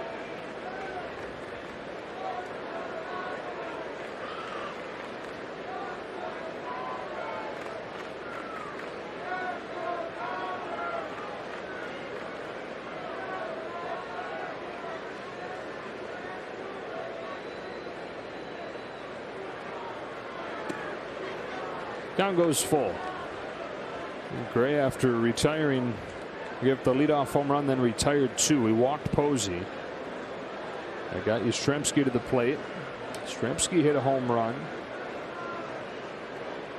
4 for the Giants tonight and 6 in the 2 games in this series for the top home run hitting team in the league this year. A payoff pitch.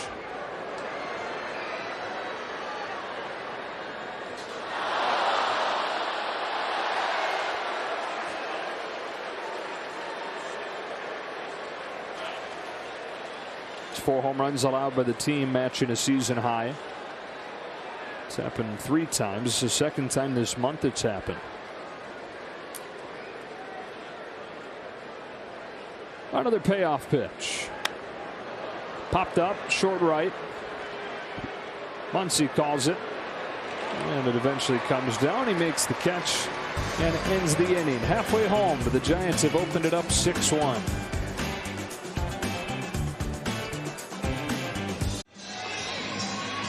T-Mobile coverage cam back at Blue Heaven on Earth. The Giants have stolen the show so far tonight, hitting 4 home runs. It's 6-1 to the last of the 5th. Top of the order against Alex Wood. Taylor hits the first pitch a ton. Way back to left field. It's gone. Same way the top of the 5th begins. On the first pitch, a homer.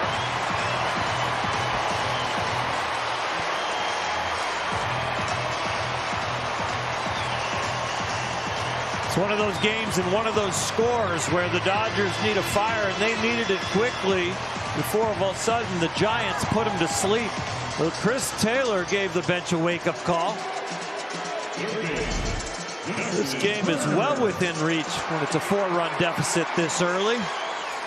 Alex Wood has been pounding the zone, using the fastball to get ahead, using the breaking ball to put people away. Chris Taylor didn't let him get ahead at all.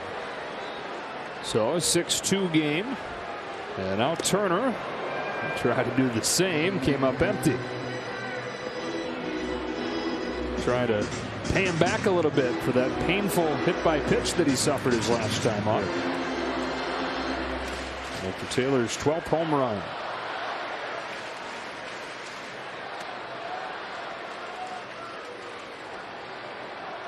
Alex Wood has now given up 10 home runs this year, half of them against the Dodgers.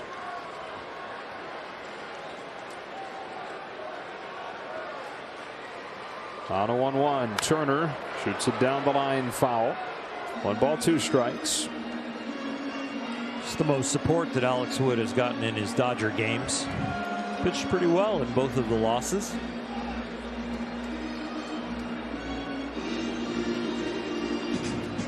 Yeah, like you said, though, both losses, 8-3 this year. And 2 of those 3 defeats have come against LA. Ahead of Turner, 1-2. Comes back with a fastball. It's lofted to right and playable for Yastrzemski. 1 out.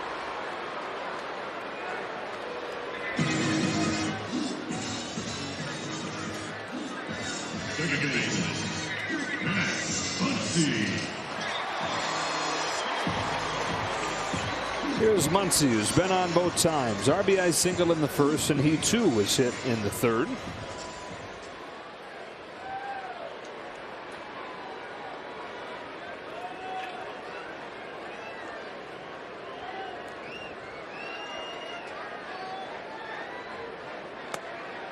Outside, ball one. And the bullpen's starting to work. John Brebbia. It's a pen that last night threw 6 innings, just 1 hit, no runs.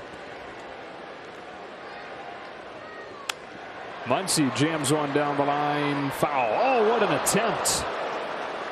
That was Sean's moment. Good try. Not scared of the big stage. Breaks off the bucket well. Very accurate route. Just couldn't get the glove down. I love it.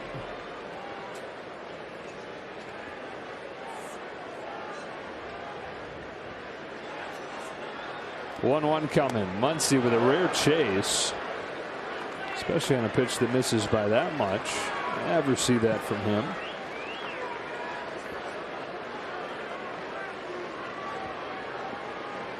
The breaking ball to Muncy is the pitch they want to get him out with. The fastball is what they want to show him. So when he got hit in the back, that was a fastball that he was really trying to make sure it was in. It was just too far in, but the breaking ball is what he wants to throw him for strikes.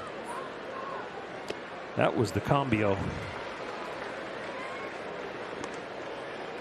Which the Dodgers have hit particularly well when they've seen Alex Wood. First 2 starts, they were 4 for 5 against it.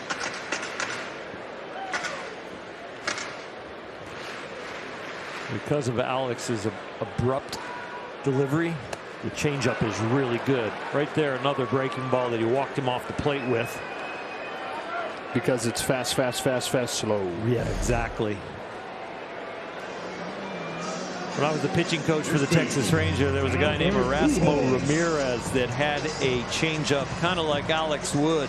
He could really jump at you, throw the ball a little bit out of his shoulder, look like Alex when he's pushing it, but the changeup would just be an optical illusion, almost like it was going backwards like Bugs Bunny. With 2 gone in the 5th, the hitter's Pujols. Takes a rip at a high fastball. Comes up empty, strike 1. Each of the first 5 hitters in the Dodger lineup tonight, Pujols included, has homered against Wood prior to tonight. Alex has induced a couple ground outs against Pujols in his 2 times up there tonight and is ahead of him 0-2 here.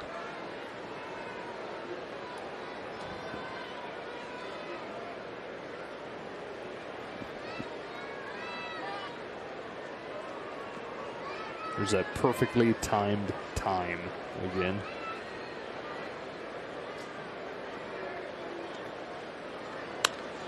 Base hit the other way.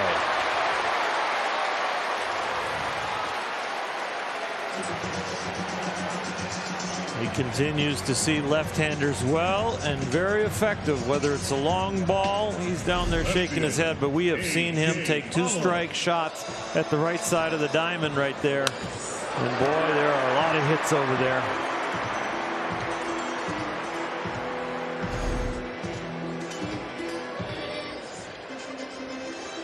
So here's another one of those guys that has seen Wood well. 2 home runs and 3 doubles in his career against Alex Wood. Tonight, fly to right and was hit.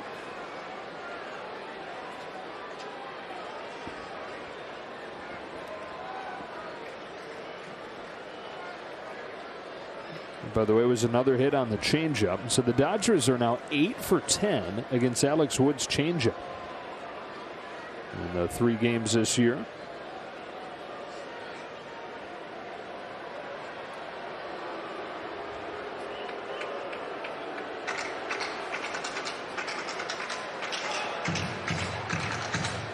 When Alex was here, the Dodgers and Rick Honeycutt had a lot to do with some of the success he started to have and recapture because they got him to throw his breaking ball more. It was a lot of a fastball changeup when the Dodgers got a hold of him. Pollock hits it sharply. Backhand spear by Flores. Will go to second. And that's the inning. Dodgers get one back on the first pitch of the inning. A home run from Chris Taylor. 6-2 after 5.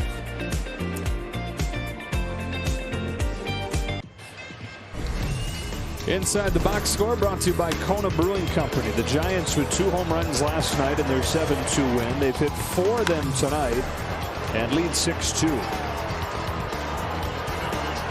They came in with statistics, they came in with reputations, and they have played to them. They are a handful, as Dave Roberts has said. But the other thing that Dave has said in his pregame sound is our fate is in our hands, and there are plenty of games left with the Giants. They've just got to take the majority of them. Alex Dickerson leads off this inning. Defensive change that raises some concern here. Matt Beatty has come in, and McKinstry's moved to third, where Turner has left. Strike 1 on Dickerson from Josiah Gray. Hitting the knee from Alex Wood, stayed in the game, but then flew out to right and was just jogging down to first base after the flyout.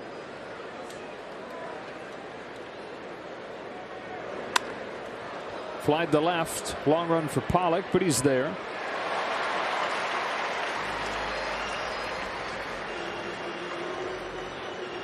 Well, Josiah Gray into his 4th inning of work. He struck out 5, but he's given up those 4 runs on 3 homers. In his big league debut, now facing Donovan Solano.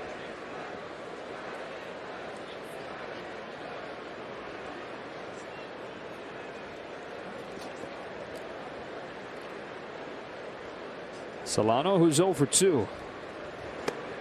Takes a strike.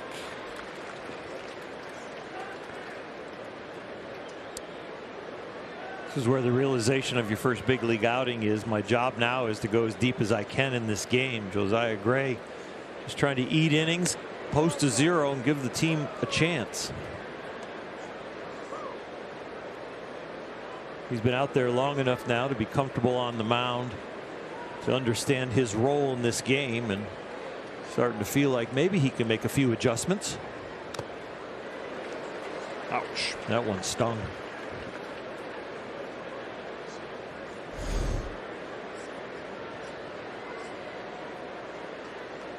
I wonder if his tongue was in the right place on that one. Sometimes, you know, you get hit in the jaw and your tongue's like in one side of the mouth, the other, you're swallowing, and all of a sudden your teeth are attacking it.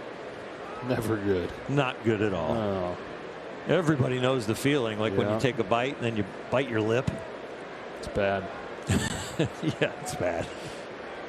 There's one thing that every person in the world can agree on. Yeah.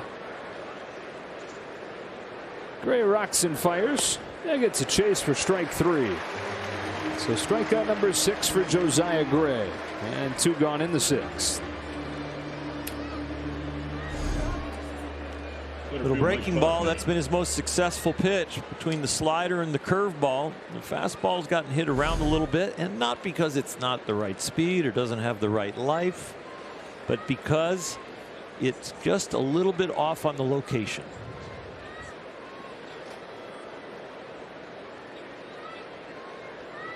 The hitter is Talkman with the bases empty and 2 gone. Gray's first one is well off of the plate, but gets the strike call.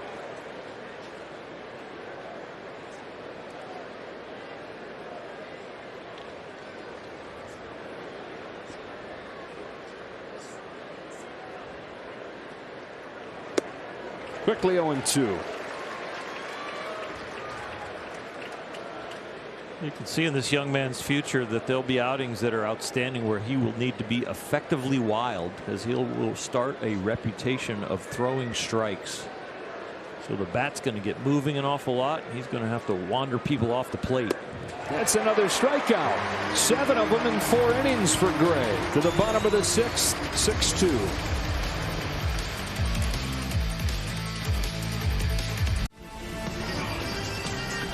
World Champion Dodger Baseball on Sportsnet LA is brought to you by Morongo Casino Resort and Spa. Good times, less than 90 minutes from wherever you are.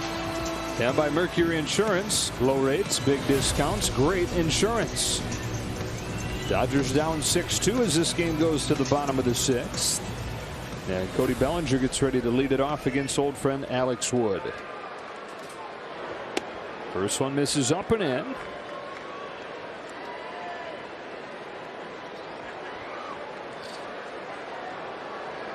Bellinger 0 for 2. Fouls this one off, and it's 1-1. 7 Ks tonight for Wood. He's not walked anybody, but he's hit 3 batters, which is a career high. Dodgers got a run in the first and a run in the 5th.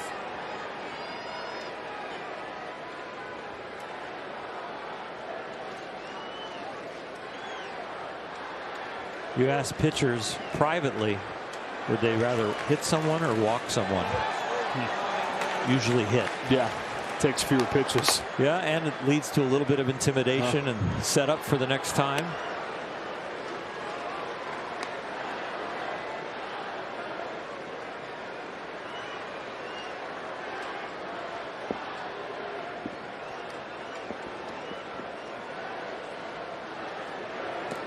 Three and 1 on Bellinger.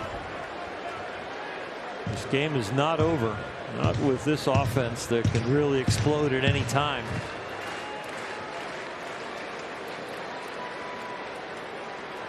Here comes Wood. Bellinger takes a strike and the count is full.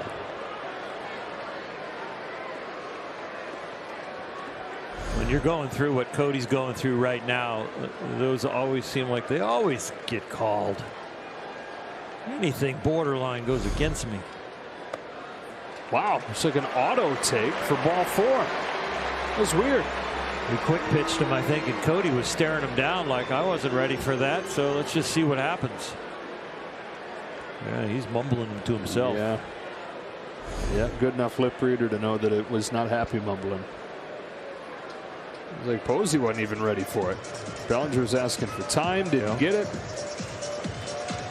Well, that's back to the pacing that we talked about earlier during a Chris Taylor at bat. That there are moments you want to slow Alex Wood down. That's going to do it for him. John Brebbia comes on. Dodgers will try to get to the Giants bullpen, down 6-2.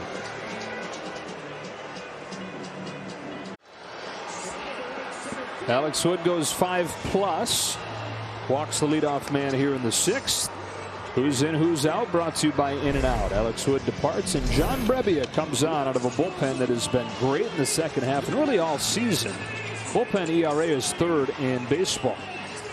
He's had a day's rest off an inning of work where he threw 18 pitches. He's going to come at the Dodgers with a the fastball is going to hover around 92, 93. It's not a lot of life as far as the velocity, but the slider and the changeup combo has been effective. And you think, is the changeup the harder the slider? Yes, it is with him. The changeup is only like a BP fastball. It's at 88. Then the slider drops down all the way to 80.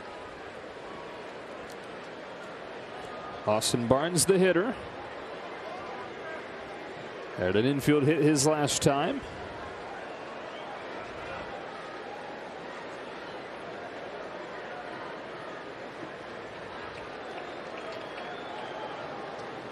First one from Brebbia is in there for a strike. Little spinner, it kind of hung right there. Austin Barnes just taking a peek right now. It looked like he was not thinking about swinging. Relievers that you don't see very much. A lot of times you want to pick up their release point. Barnes hits it on a line to deep left field. That's over Dickerson and off the wall. A double for Barnes. Bellinger's headed for the plate. He'll score. And he better be certain of it. With the Dodgers down 4, nobody out here. He's in there, and an RBI double from Barnes, and it's 6-3. You've got to know your runners, and Dino Ebel knows that Bellinger does not have a piano jump on his back when he rounds 3rd. Cody Bellinger can circle the bases at full speed and not lose any of it, and that's what he has to trust. He has to trust his eyes, and he's got to trust Bellinger's speed. That stride never shuts down. It never shortens. Full stride all the way through. Dino Ebel with a fist bump after he scores. Charge to Alex Wood. The book closed on him now. Into the Giants bullpen in the scorebook. Barnes is second for McKinstry. Hit a double of his own his last time. He takes strike one. Instant life from this offense. They didn't produce any of it against the Giants bullpen last night. The stadium seems to sense that.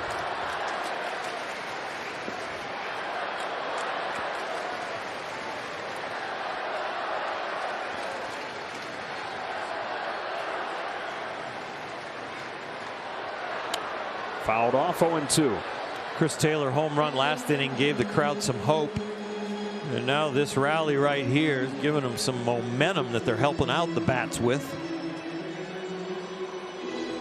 Zach Rex in the on-deck circle with the pitcher's spot due next.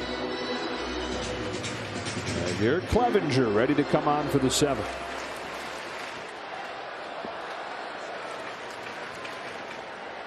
Walk from Bellinger, double from Barnes.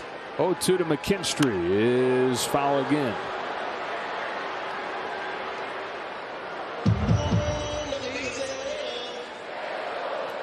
Of course, you don't want to strike out, but right here you've got to try and get the ball to the right side. You might not get a hit, but get a productive out.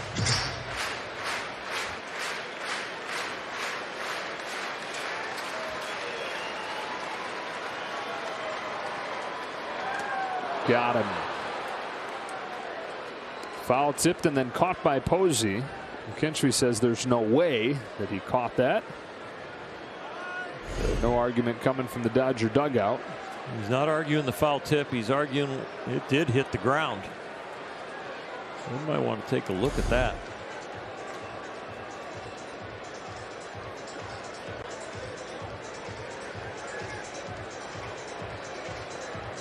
Dave Roberts said it out there. Yeah, he got the explanation and he wants to talk about it. I think McKinstry thinks he fouled it off, and then that ball was not caught cleanly. So if it's a clean swing and miss, no, it was called a foul ball.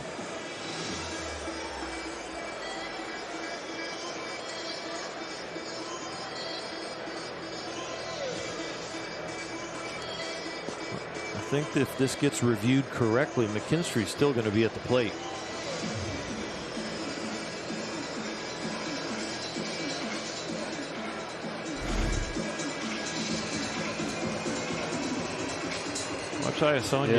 Watch Iasonia's signal after this swing, though. He signals foul tip right there, and then out because he thinks it was caught cleanly, and McKinstry's like, no, that ball bounced. They're going to say that it's an out. So it's a non-reviewable play. Yeah. As a foul tip. And the Giants catch a break there. But you don't want to review the foul tip. He called it a foul tip, you know. I know what you're saying. It's almost like you want to review the catch.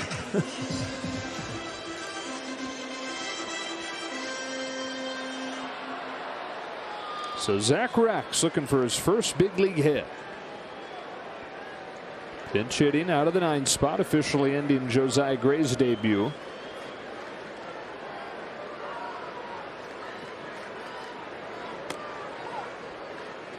Strike one.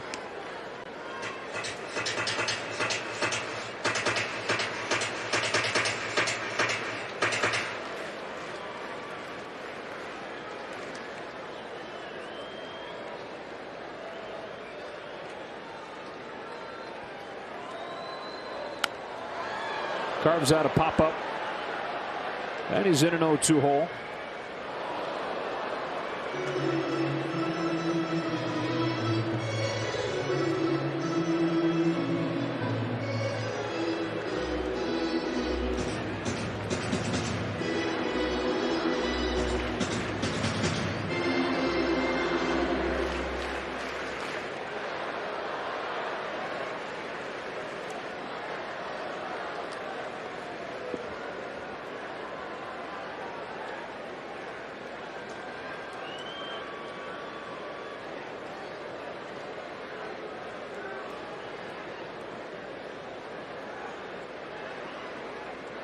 Rex in his 5th big league game. Barnes' second one gone. Dodgers down 6-3 in the sixth. Posey showing that target high, then low, then back high, and a swing and a miss for strike 3. You pretty much knew it was going to be a fastball because Posey was down on one knee. He's down on one knee, trying to elevate himself up a little bit. Chris Taylor. Not a posture that a catcher usually takes with a breaking ball with a man on.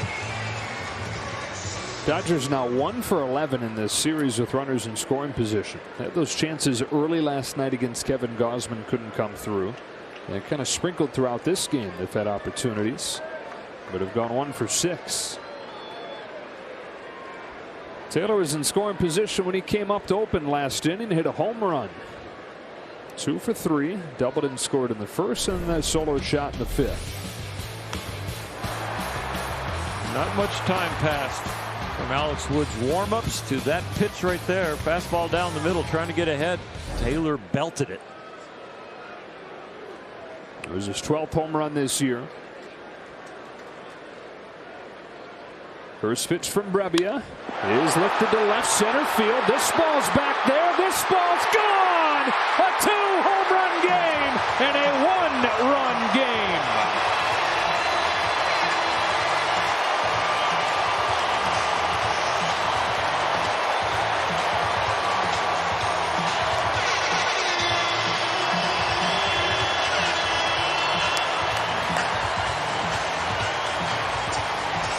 Give him a start, give him a finish. The first batter of an inning, home run. And then possibly the last batter of an inning, home run.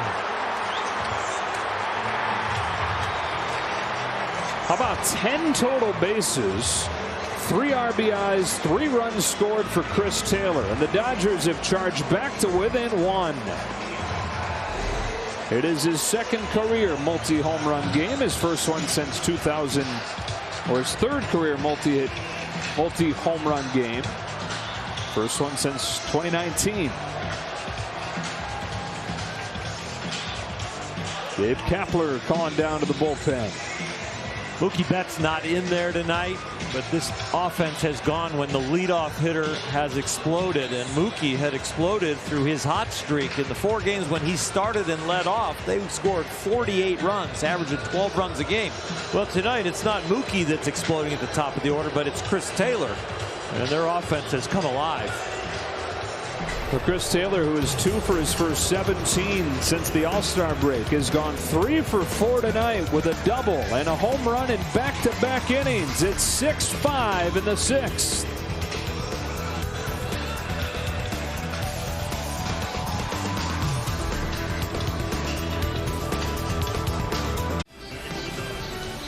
World Champion Dodger Baseball on Sportsnet LA is brought to you by Nissan. Choose Nissan today for great offers on our most exciting lineup ever. Shop NissanUSA.com. 6-5 Giants in front. Dodgers have scored 4 unanswered to get back into this game. Double switch. Austin Slater comes on, and so he'll be due up second next inning. And Harleen Garcia on to pitch. He'll face Matt Beatty, who came into the game in Justin Turner's spot last inning. Unsure exactly why. No official word why Turner left the game at this point. But it is Beatty. And it is a base hit to left. On the first pitch that he sees, he hacks it by a drawn-in Flores. And the tying run is aboard.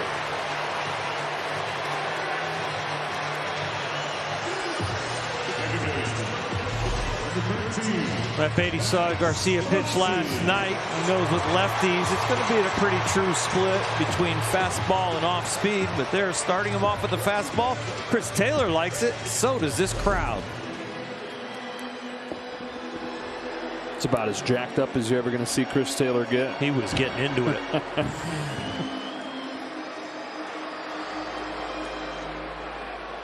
And look who it is. Max Muncy, 4 home runs in his last 5 games. On the first one from Garcia, he gets a breaking ball and hit it off the end of the bat to left for Dickerson. That'll do it for the Dodgers in the 6th, but they charge right back into the picture. Chris Taylor's second home run tonight, and after 6, it's a 1-run game. In honor of the 1981 World Series Celebration Day, you can get your Dodger tickets for Sunday for $19.81. These specially priced tickets are available throughout the stadium, including the reserve level, top deck, and right field pavilion. Get your tickets today at Dodgers.com/tickets. And make sure you arrive early. The 40th anniversary celebration is during the pregame. All right, so some more changes for you, and another bit of a concerning move here. So Rex stays in the game. He's in right.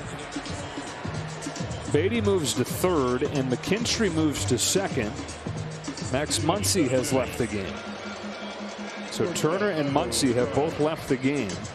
And Garrett Clevenger's on to pitch. Much different circumstances than when he began to warm last inning, with the Dodgers getting 3 to go from down 6-2 to down 6-5.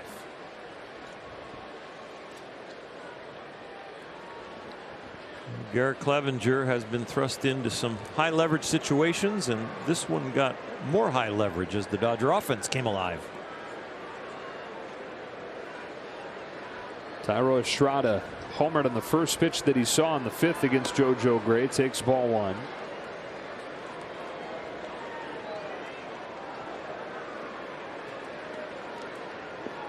And one thing to keep in mind with Max Muncy is that he has been waiting for the call. His wife Kelly due with their first baby any day. I hope that it's that. Not anything physical with Max.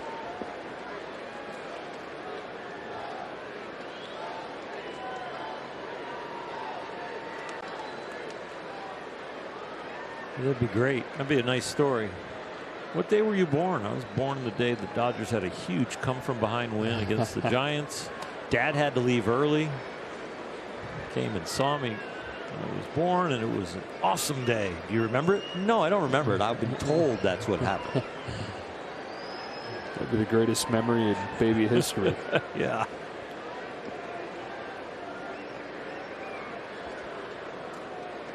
Here's Clevenger's 2-1.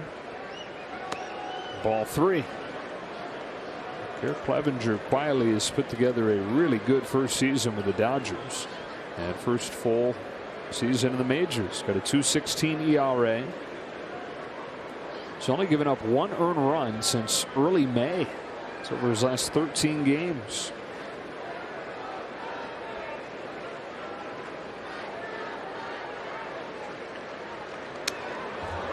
Full count.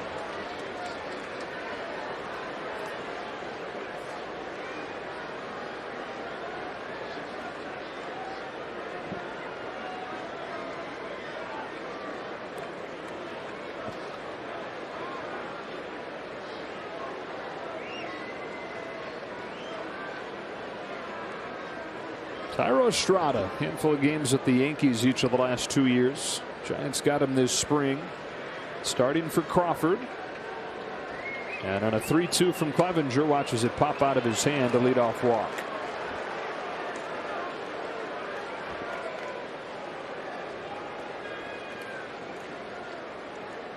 Center fielder number 13, Austin Slater. The Dodgers have had a tendency to parade out some fresh left-handers over the years, and they find early success.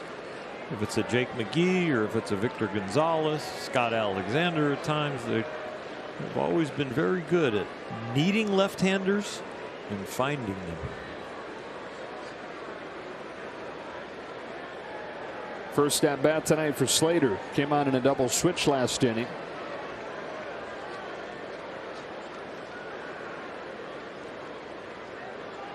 The first pitch from Clevenger, he takes strike 1. Slater, a guy the Dodgers once drafted. 44th round at a high school in Jacksonville, Florida. He had been one of the top high school prospects in the state, but then he broke his ankle playing frisbee and missed his senior year. So wound up going to Stanford instead and had a good career there. Drafted in the 8th round by the Giants. 28 years old now in his 5th year with Major League time.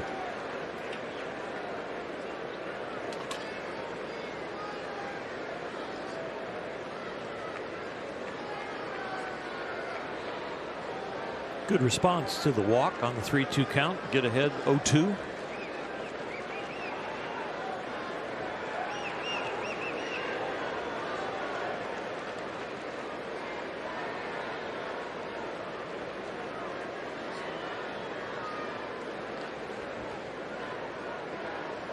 Take a couple of shots to look for the strikeout, or you take a couple of shots to kill two birds with one stone, get the double play.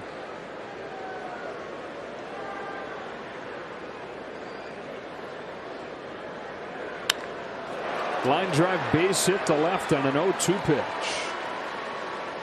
It's a breaking ball. It wasn't a bad pitch, but when the breaking ball is slightly up and near the middle of the plate, it's definitely not the 0-2 location you're looking for. You want it a little lower, or maybe towards one of the corners, but you just can't say that's a terrible pitch. It's a good piece of hitting, and it could have been a better pitch.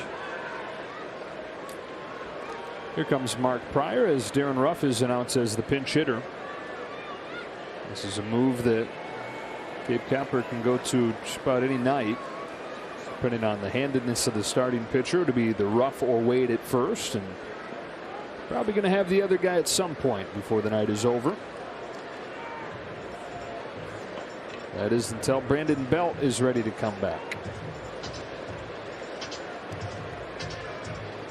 Pinch hitter number 33, Darren Ruff.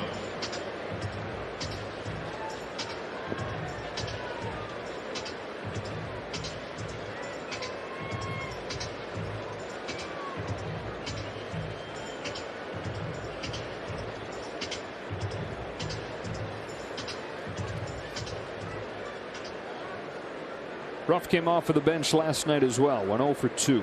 Quietly having a great season. And the Giants have needed guys like him to be good. He has been. Over his last 10, hitting .348.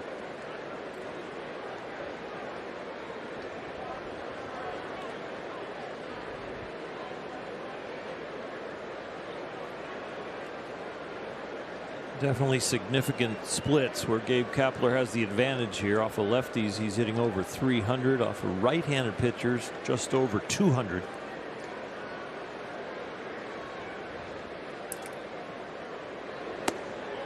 Definitely an example of where the 3-batter rule backs managers into corners, where you need lefties and righties that can get different types of hitters out. Before that rule was established, there definitely would be Joe Kelly in this game. Maybe you would have had a pinch hitter, or maybe you wouldn't have. It would have been on the offensive side to react. Found the corner there with 98, 1-1.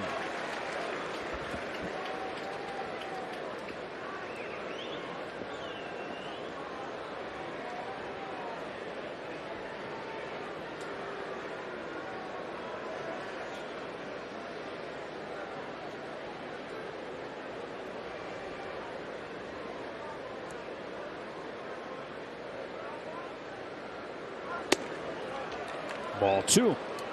Big inning here for Garrett Clevenger after the Dodgers rally for 1 in the 5th and 3 in the 6th to get back to within 1 in a game they trailed at one point 6-1. You're playing for a chance to be in first place at the end of this series, or to split the series and still be 1 game back if you can win the next 2. Out a swing and a foul into the glove there. 2-2. Dodgers won each of the first 4 meetings between these teams this year, but the Giants have won 4 of the last 6.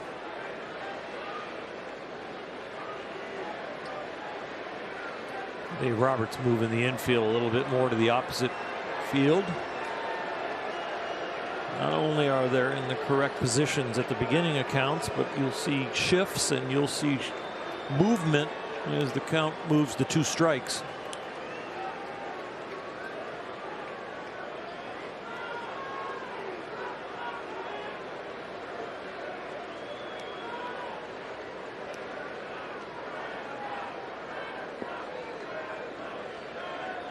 Two on, nobody out. 2-2 pitch. He struck him out with the fastball. 1 gone. Nice job locating the fastball. High and away and low and away. Austin Barnes has been on that side of the plate an awful lot. Making rough. Reach for it. Reach, but no contact.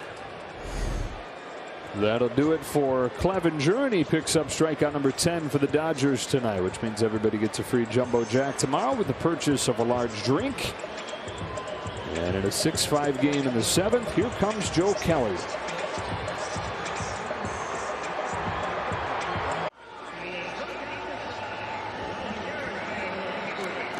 In a 6-5 game here in the 7th inning, Dave Roberts going back into that bullpen to bring on Joe Kelly. Runners at first and second for the Giants with one away.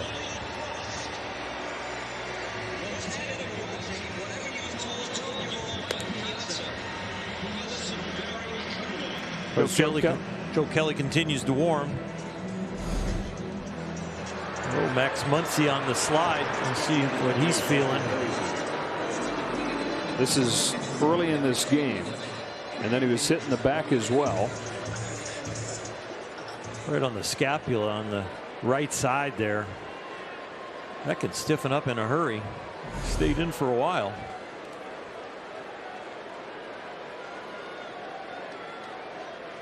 So Muncy and Turner both out of the game. And Buster Posey coming up.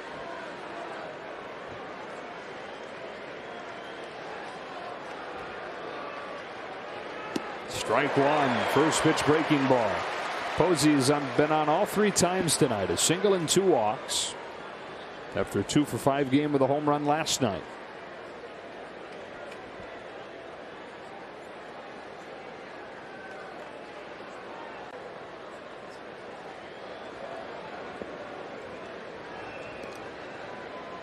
Kelly's 0-1 pitch. Oof. That thing moves a mile, but just misses. 1-1. That'll be the interesting thing about an electronic strike zone if we ever get there, where balls are caught in an area where you see ball, but they cross the plate. That one would be a strike. Yep.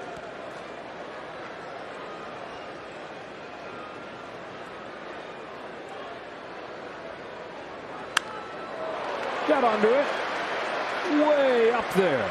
Taylor waiting for it to come down. It eventually does with the infield fly rule in effect. And Posey retired for the first time tonight. 2 gone.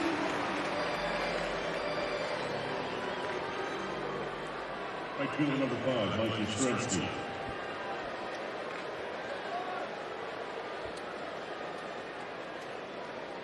Here's Yastrzemski. 2-run home run back in the 5th inning. One of the 4 home runs the Giants have hit tonight.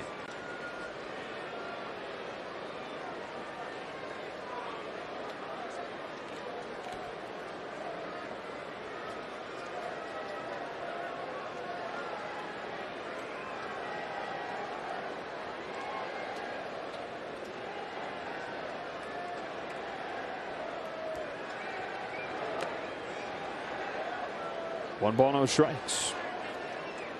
The home run for Yastrzemski was off a breaking ball, which he has not been good against this season.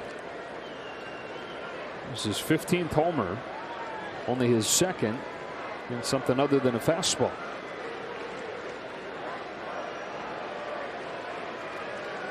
Hence, Kelly still starts him off with a breaking ball.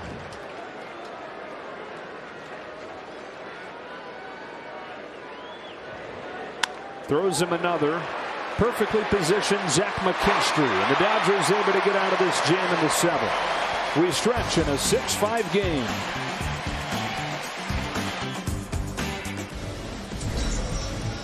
Time now for the Nissan calendar. The rest of the homestand looks like this. 2 more games against the Giants tomorrow and on Thursday. And then the Rockies come in on Friday night.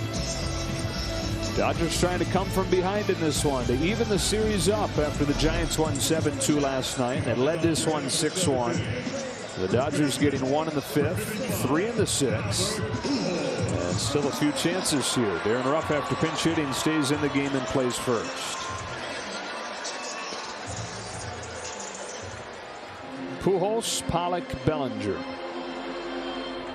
Again, as the Dodgers try to complete this comeback, they'll have to do it without Turner and Muncy, both leaving the game, undisclosed reasons.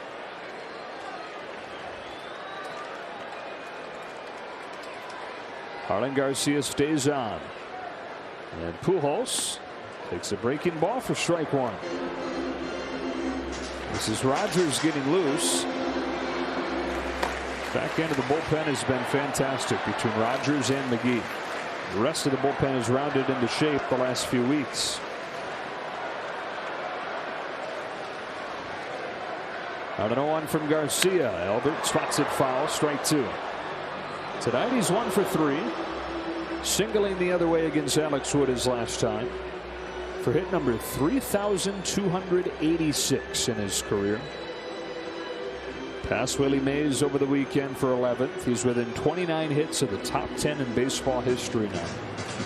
Next on the list, the Hall of Famer, as all the guys on the rest of the list are, Eddie Collins.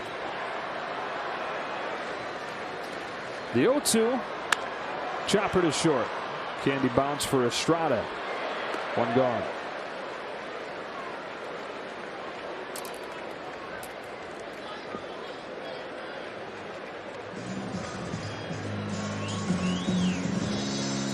$42,344 the crowd tonight. And A.J. Pollock comes up.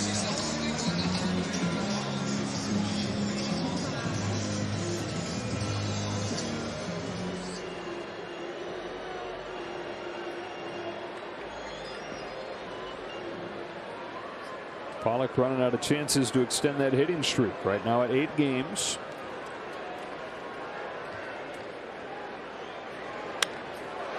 Got it off the end of the bat. And left field Dickerson. 2 up and 2 down.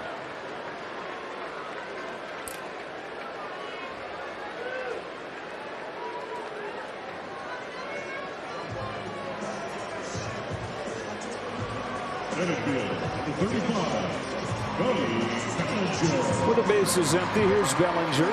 Reached on a walk and scored last inning.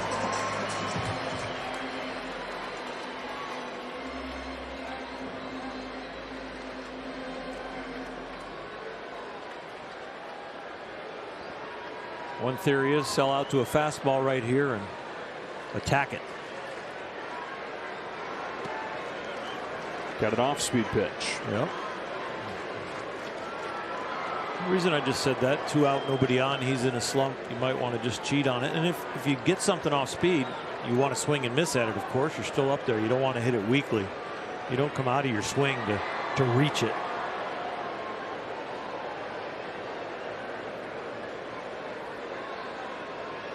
The 1-0.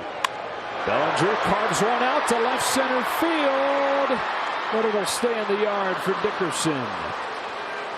A 6-pitch inning for Harlan Garcia, and through a 7 at Dodger Stadium. 6-5 San Francisco.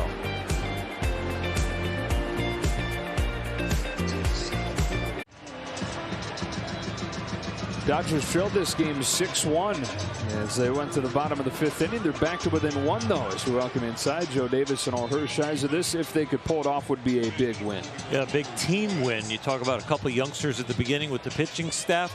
Now you're getting some veterans here at the end, especially because it came closer and you lose Turner and lose Muncy mid-game, and you're getting an unbelievable contribution from Chris Taylor. Yeah, he's hit 2 home runs tonight. He's got 3 extra base hits. He scored 3 runs. He's driven in 3 runs. And some kind of night as Wilmer Flores leads off this inning for the Giants against Joe Kelly, who combined with Garrett Clevenger to get out of that little jam last inning. Tails one in there, 97, 0-1.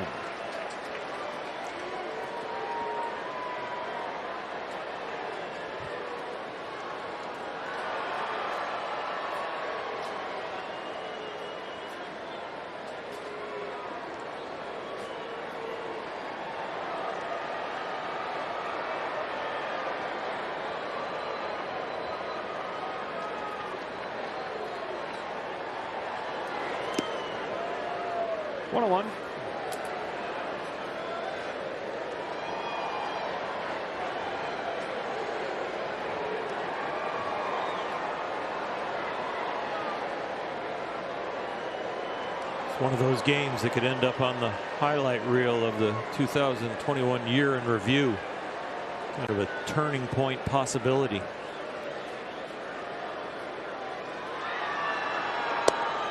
Sheesh. One of Joe Kelly's pitches you could put on that film anytime you want. It'd be exciting. There's a lot of movement with a lot of velocity.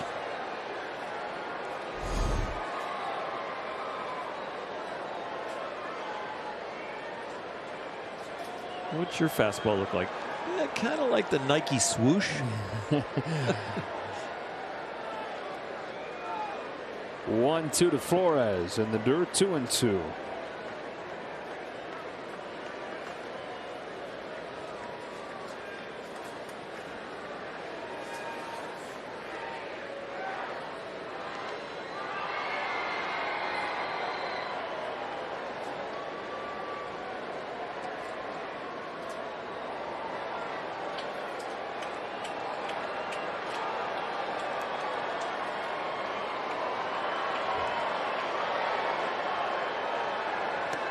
Got him. Changeup. Changeup, you can double the movement. Double your fun. Cut the speed in half. And yeah, the 86 mile an hour compared to the 98 gives the ball a little bit more time to break. It's like a left-handed slider.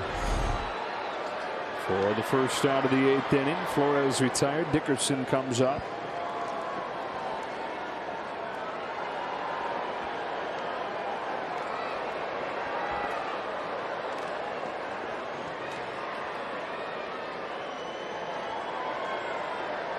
First one from Kelly is foul and strike one. And Joe knew that he wanted to play baseball, but through high school he was one of the smaller kids. Wasn't getting a lot of attention. Got a chance one Sunday afternoon though to go to a tryout. Dozens of scouts were there. Only a showcase type thing that usually you got to be kind of a prospect to get to. He sees all the scouts there, knowing there's going to be somebody. Sees all these scouts, says, okay, I'm here. I probably shouldn't be here. I'm getting a chance through a friend. I got to do something drastic to get these guys' attention. I can't just show up and be good. And knowing Joe's personality, it's going to be fun. He spears this one, takes it over to first, 2 gone. So he's in right field because he was mostly an outfielder at that point. First ball hit to him during fielding practice. He crow hops and heaves it as far as he can, clears the backstop, drills the 3rd story of a building that was next to the field. But then on the next one, he fires a perfect strike to home. So the scouts are thinking, what is this kid doing? But wow, that arm. Exactly. And the next day, the staff at UC Riverside brought him onto campus, had him go through a little more formal tryout. A week later, gave him his first scholarship offer. And he says, had I not been at that tryout, had I not been a little bit wacky and heaved the ball over the backstop, I might not be in the majors at this point. Solano with 2 gone takes the ball.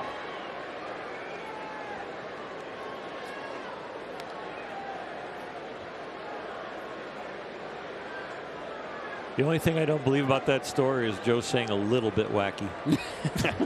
I don't think he said little.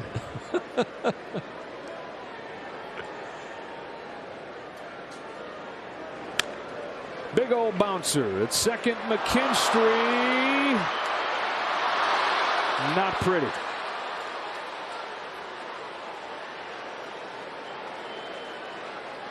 And so an error keeps this inning going.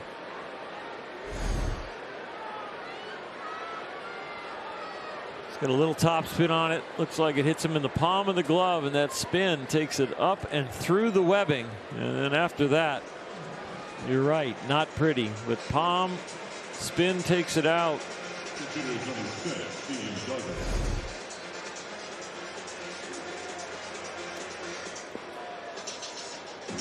So the first error of the night committed by the Dodgers. Joe Kelly trying to get one more out and make it a moot point. 6-5 San Francisco, 2 gone in the 8th. So word has come in on Turner. He left the game with a left knee contusion, which makes sense given this. Yeah, that one sounded painful too. Sounded like bone.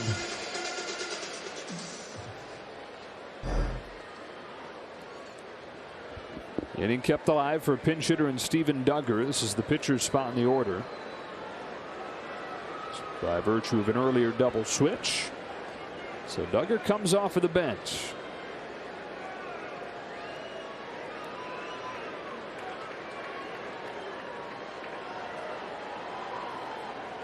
Kelly delivers. A little bit outside, ball one.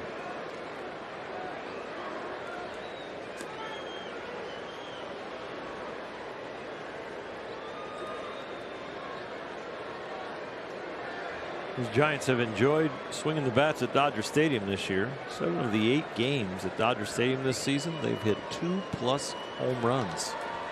4 tonight. It's been a common thread in their wins.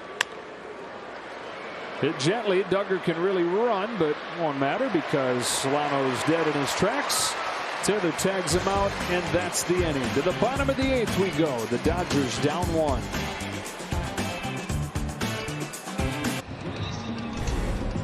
Be sure to stay with us after the game for Access Sportsnet Dodgers, presented by your Southern California Ford dealers with John, Ned, and Jerry.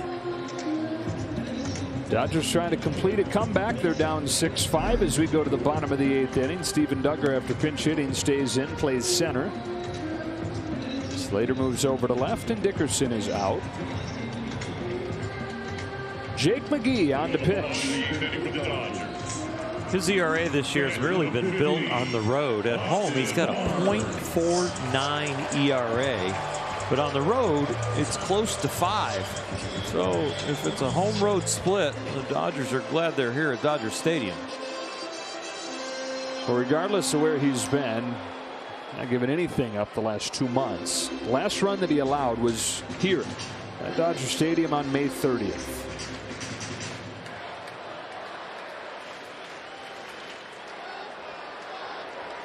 Barnes to lead it off. He's 2 for 3. Drove in a run with a double in the 6th.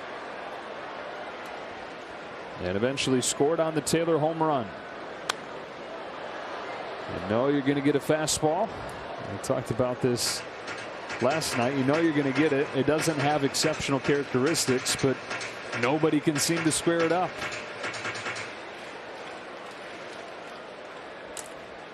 Get a few more breaking balls if you're a lefty. That would be 83% fastballs. If you're a right-hander like Austin Barnes, 92% fastballs.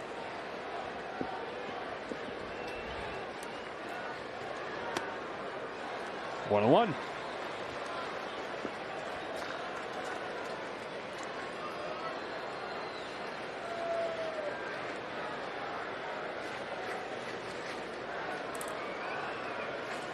Pujols, the last guy to put a blemish on McGee's line. It was a Pujols home run back in late May.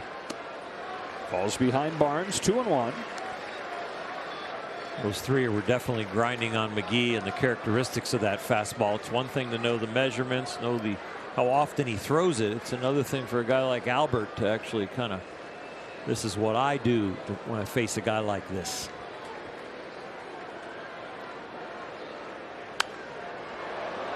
Count evens 2-2. Austin Barnes shaking his head like he thought he was all over it, ready to square it up. Just fouls it back.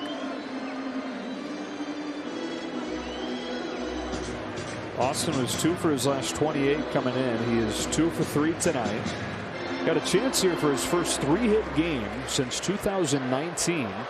Also against San Francisco. 2 balls, 2 strikes against McGee, leading off the 8th. Here it comes. Barnes fouls it off. We'll do it again. Well, McGee and Rogers have been pretty much interchangeable in the 8th and 9th inning. And they go with McGee here. A couple left-handed hitters coming up after this. McKinstry and Rex. You wonder how soon they'll pivot to the right-handed bat or the right-handed throwing Rogers, with Taylor at the top of the order.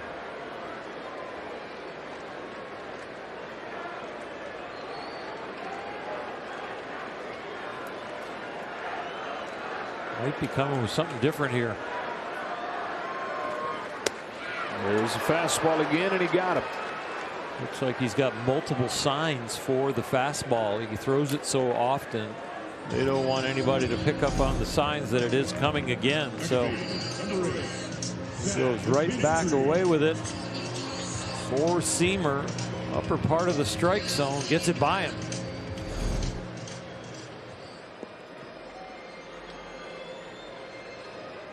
With one out, the hitter's McKinstry. He's got a double in each of the 2 games this week.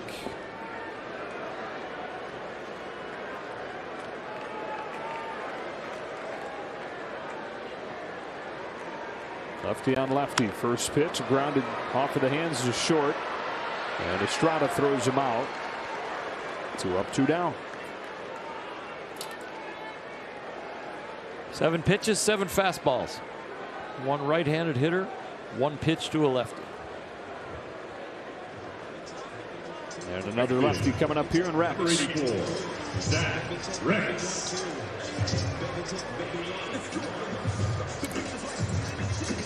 Came off of the bench in the 6th and struck out. 0 for his first 8 in the majors.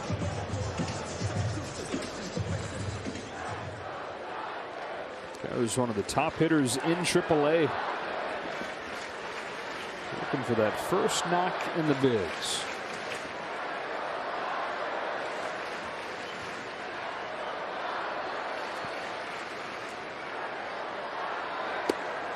Strike 1 as he ties him up with that heater.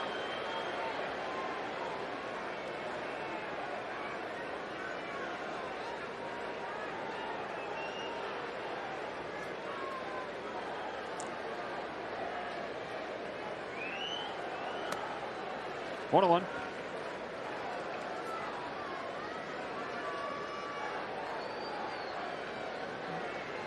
He may throw predominantly fastballs, but it is more than 1 pitch because he's very good at changing locations.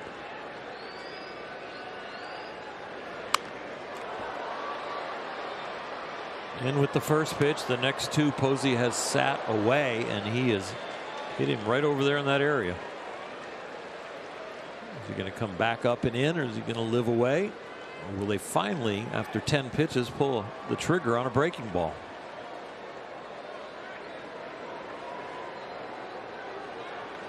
Jake McGee, who had a 6.49 ERA in 2018, 4.5 in 2019. Rockies cut him loose. He's part of the Dodgers World Championship team last year. And another really solid season in his first year with San Francisco. 34-year-old home with a 1-2 pitch. Rex fouls it off. We'll do it again.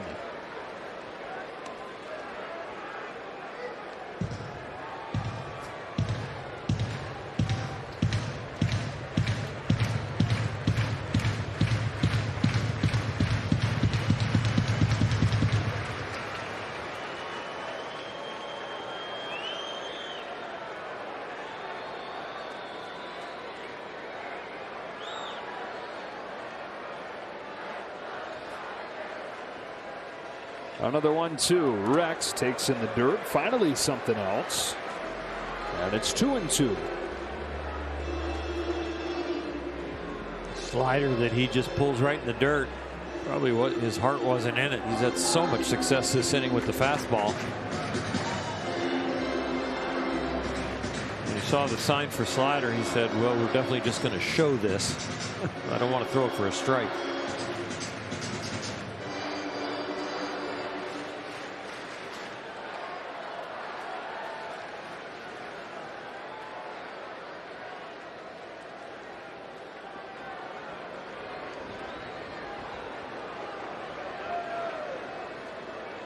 On a 2-2, he hits a ground ball to short.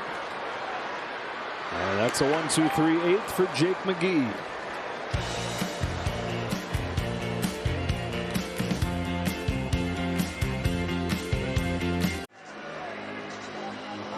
So the situation in the standings, Dodgers 2 back of the Giants. And trailing this game 6-5 as we go to the 9th. San Diego losing earlier tonight to Atlanta, so they fall 6 back of San Francisco, 4 back of the Dodgers. It's going to be Jimmy Sherfy on to handle the 9th inning for LA, trying to keep it right here with the top of the order coming up in the bottom half. High leverage innings for some guys that a lot of fans don't know, but the organization, as they have to reach down into their depth, these guys get bigger and bigger roles. And so right here, Jimmy Sherfy looking to post a 0 and then set up a tie game in the bottom of the 9th, or maybe a walk-off. Sherfy was with the Giants earlier this season, is the first pitcher to appear in the same season for both these teams since they moved to the West Coast. The only other guy to do it, Bill Sales in 1943, pitched for both the New York Giants and the Brooklyn Dodgers. Bill Sales, Jimmy Sherfy, and Thairo Estrada, who has one of the 4 Giants home runs tonight, leading off this 9th. First one from Sherfy. 1 ball, no strikes. Sherfy from Southern California, Newbury Park High School.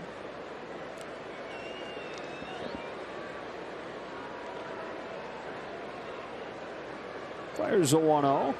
That buckles the knees. It's in there, strike 1. It's been quite a ride of a year for him. Started the season in AAA Sacramento in the Giant system.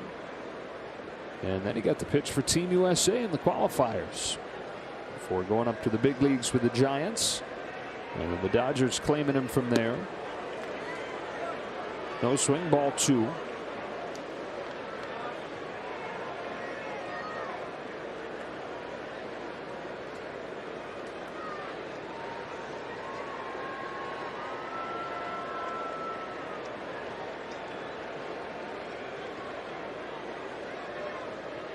On to 1. Estrada with a good take, ball 3. Giants got to like what they're seeing from Estrada. They show he can handle the high fastball with the home run to center. And he's laying off that breaking ball away right there and not being too aggressive. Goes up after this high fastball and just misses it. Bellinger shy of the track has it.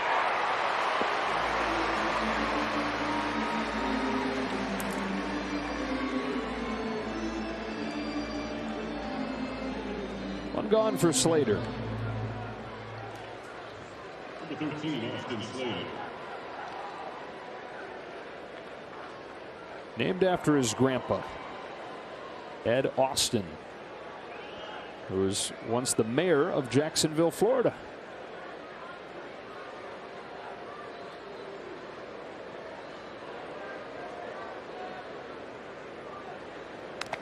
Fouls off the first pitch. It's 0-1. Sherfy sticking with that breaking ball. He's got a changeup and a fastball also.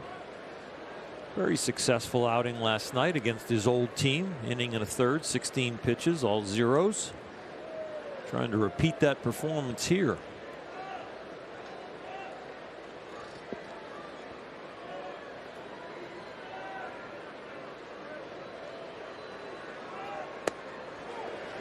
Quickly 0-2. Look ahead to the bottom of the 9th for the Dodgers. Again, Turner and Muncy have both left the game with injuries. For Turner, was a left knee contusion, and for Muncy, a shoulder contusion.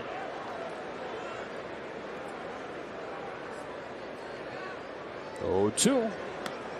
And he went around. Sherfy makes quick work of Slater. 2 gone in the 9th. Sliders and curveballs.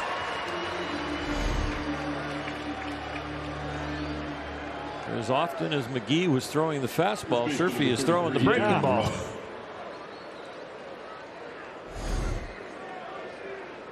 So bottom of the 9th, it'll be Taylor, Beatty, and then the pitcher's spot. Remember, Dave Roberts has both Will Smith and Mookie Betts available off his bench.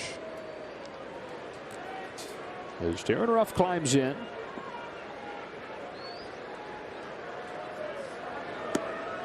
Sticks with the breaking stuff, taken for a ball.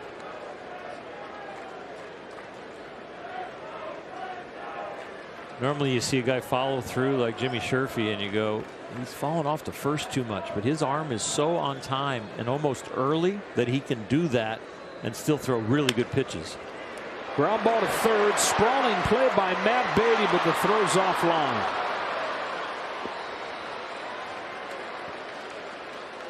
And so the inning stays alive for Buster Posey. Exceptional play with the glove. Then when he gets up, throws a little offline. Takes Albert towards the right field side. Albert doing a nice job getting off. Matt's like pretty close to getting that play. Just couldn't get the throw on line. Got a lot of guys in very rare positions. Yeah, it's moved all over the place where the game started. Posey with the man on takes a strike. 2 walks, a single, and a pop out.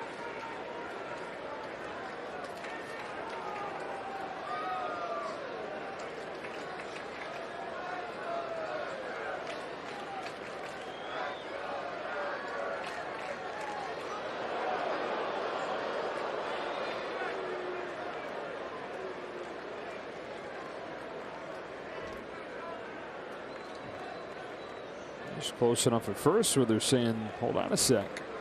Ooh, they want a challenge. Is he in the air as the ball and the glove get him on the shoulder and the waist? Oh, he is out. Looked out to me. You went fast on that. Well, I was watching the hand the whole time and then peripherally looking for the tag and Albert on his hip, and it looked like there was some air between the bag and the hand.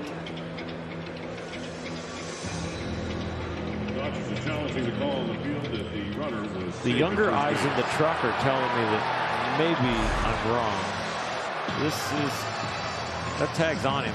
Yeah, but you can't see his hand. Well, now, do we have another angle?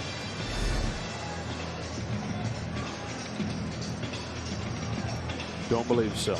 We do not.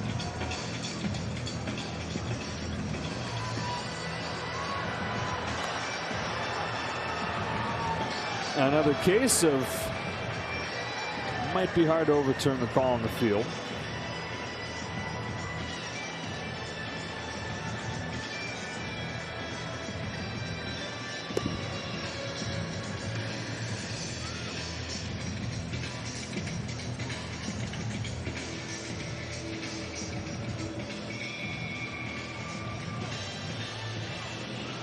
So it stands. Yep, I think that's exactly what the call be, stands. You don't have specific evidence, but you can patch it together in your mind and root for it to be an out, but they don't have the evidence. And they were rooting largely because of who's at the plate here. And Posey, who's down 0-1, 6-5 Giants, 2 gone in the 9th inning. Giants led this game 6-1 in the middle of the 5th, but the Dodgers getting 1 in the bottom of the 5th, 3 in the 6th. A 1-run game in the 9th. Posey fouls it off quickly, 0-2.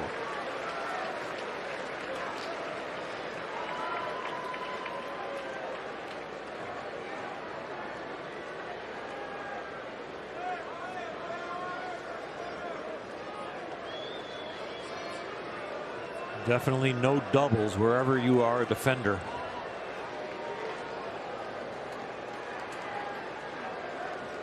Oh, close again. Jimmy Sherfy's got some quick feet. That's one of the #1 things you got to have a great right-handed pickoff move, and he gets him perfectly when that lead foot is in the air. Oh, he's out on this one. Are they going to try it? I just laughing because you had him out on the last one too. Yeah, we got a different angle. 0-2. Did he go? Emphatic ask down to first, almost willing him to say yes, he went around, but no swing. And 1-2.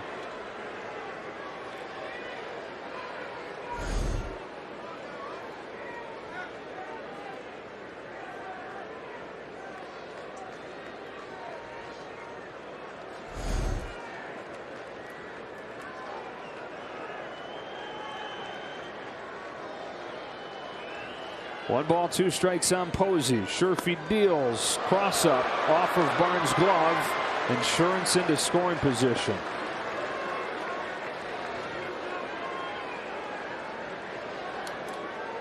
When you think about game of inches, or the little things matter, here's one of the little things, a cross up. In game of inches, you think about fair and foul balls, or balls right out of the reach of somebody. You don't think about pickoffs at first. Yeah.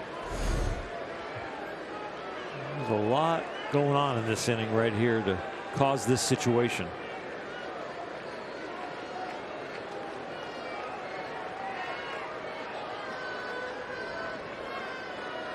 On 2-2, Posey. On a backup slider, swings and misses, and that's the inning. Fasten those seatbelts. To the bottom of the 9th we go. Already 2 home runs under Chris Taylor's belt. And he'll lead things off with Beatty and a pinch hitter to follow. 1 for the tie and 2 for the win.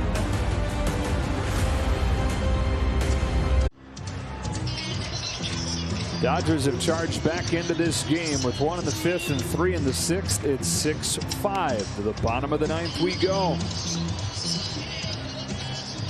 To try and close it out for the Giants after the scoreless 8th inning from Jake McGee. Here's Tyler Rogers. 10 out of 14 in save opportunities this season. And about as unique as they come. Submariner comes from the land down under. He doesn't put a lot of stress on his arm. You've got to be ready to pick up his release point and then figure out what the pitch is going to do. He's on 3 days rest off a very clean 8-pitch inning.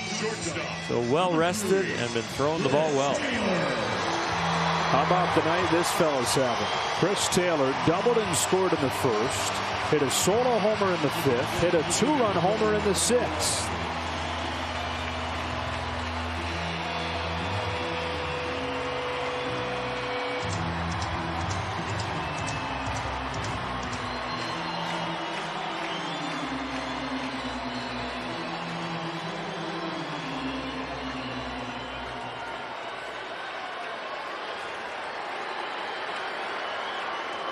Here we go. Rogers deals and Taylor takes ball 1. Rogers has pitched here once this season, and he gave up 3 of the 7 runs that he's allowed all year. Not about velocity, it's about deception. 2-0. He's going to top out at 83, 84 miles an hour, but then he can bring that slider down to about 70. He's only issued 1 walk over the last month plus. He falls behind Taylor. 2 balls, no strikes. And now 3-0. Beatty on deck. Then the pitcher's spot, and it looks like Will Smith will have the honors. Home field advantage starting to kick in with the crowd. 4-pitch walk, and the tying run is aboard to open the 9th.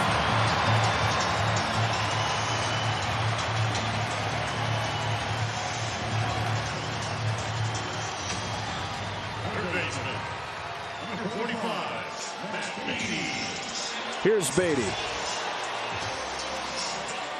Well, the great thing for Matt Beatty right now is there's not a lot of velocity on the mound, and Chris Taylor's on first, so there is a bigger hole over there if you are out in front. Hard ground balls to the right side will get through a lot more often in this situation. Beatty's seen 1 pitch tonight. He hit it by Flores and then the left for a base hit. Off of the bench for an injured Turner. Shows bunt. Takes ball 5. One isn't even close.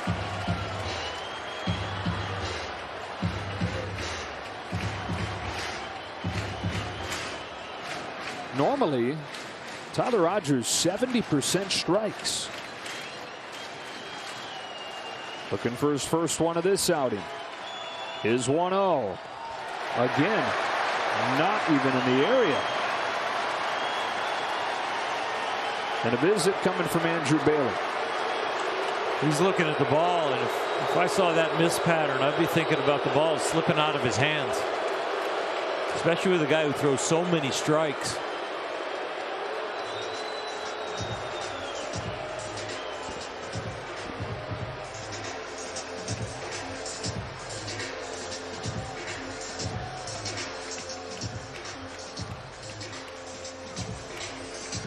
Dave Kapler looks on with his Giants Major League best 59-34. 2-game lead over the Dodgers in the division.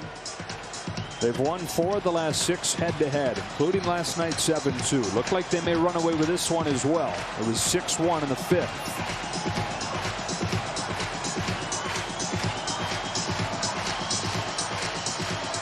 This is the loudest and the most life this stadium has had in a while.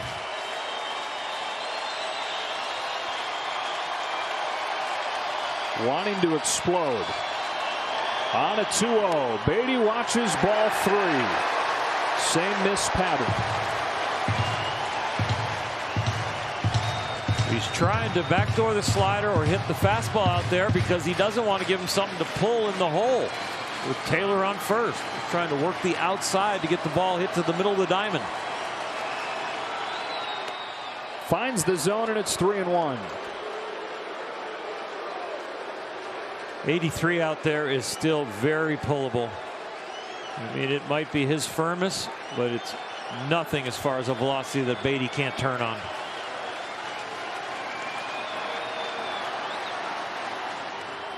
Back-to-back walks. Tying run into scoring position. Winning run aboard.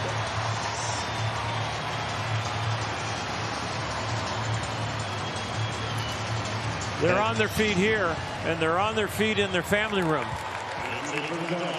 As Will Smith comes up as the pinch hitter. If they're not on their feet, then they're slouched back with their hands in front of their faces. Peeking through the fingertips. Butterfly-inducing, stomach-churning stuff. Some teenagers that have a 10:30 bedtime that are begging to stay up.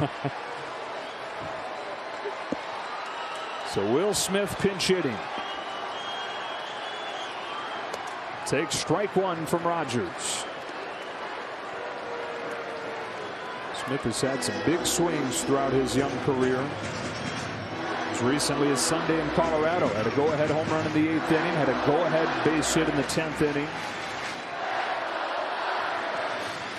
He's got Taylor at second.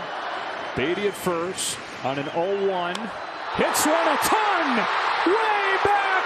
Way back. It's gone. It's over. They come all the way back.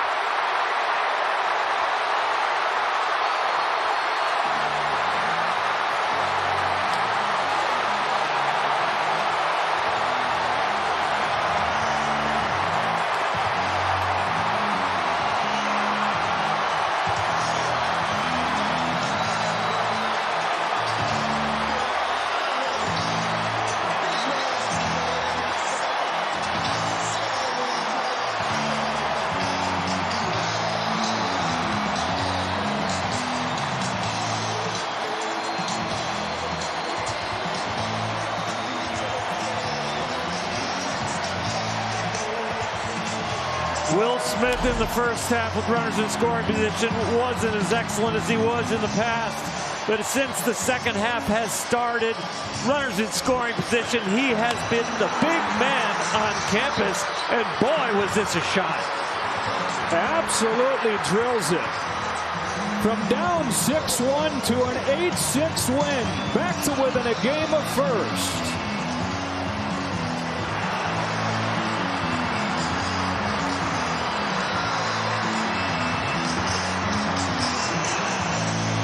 It's the 3rd career walk-off home run in 3 Major League seasons for Will Smith. This one starts a party.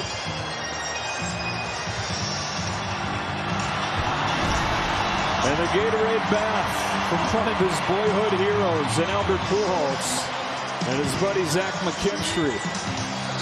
8-6 the final score. The Dodgers come back and steal this one on a pinch hit home run from Will Smith. For Orr Hershiser, Kirsten Watson, Joe Davis saying so long from Dodger Stadium. Plenty more coming up on Access Sportsnet Dodgers.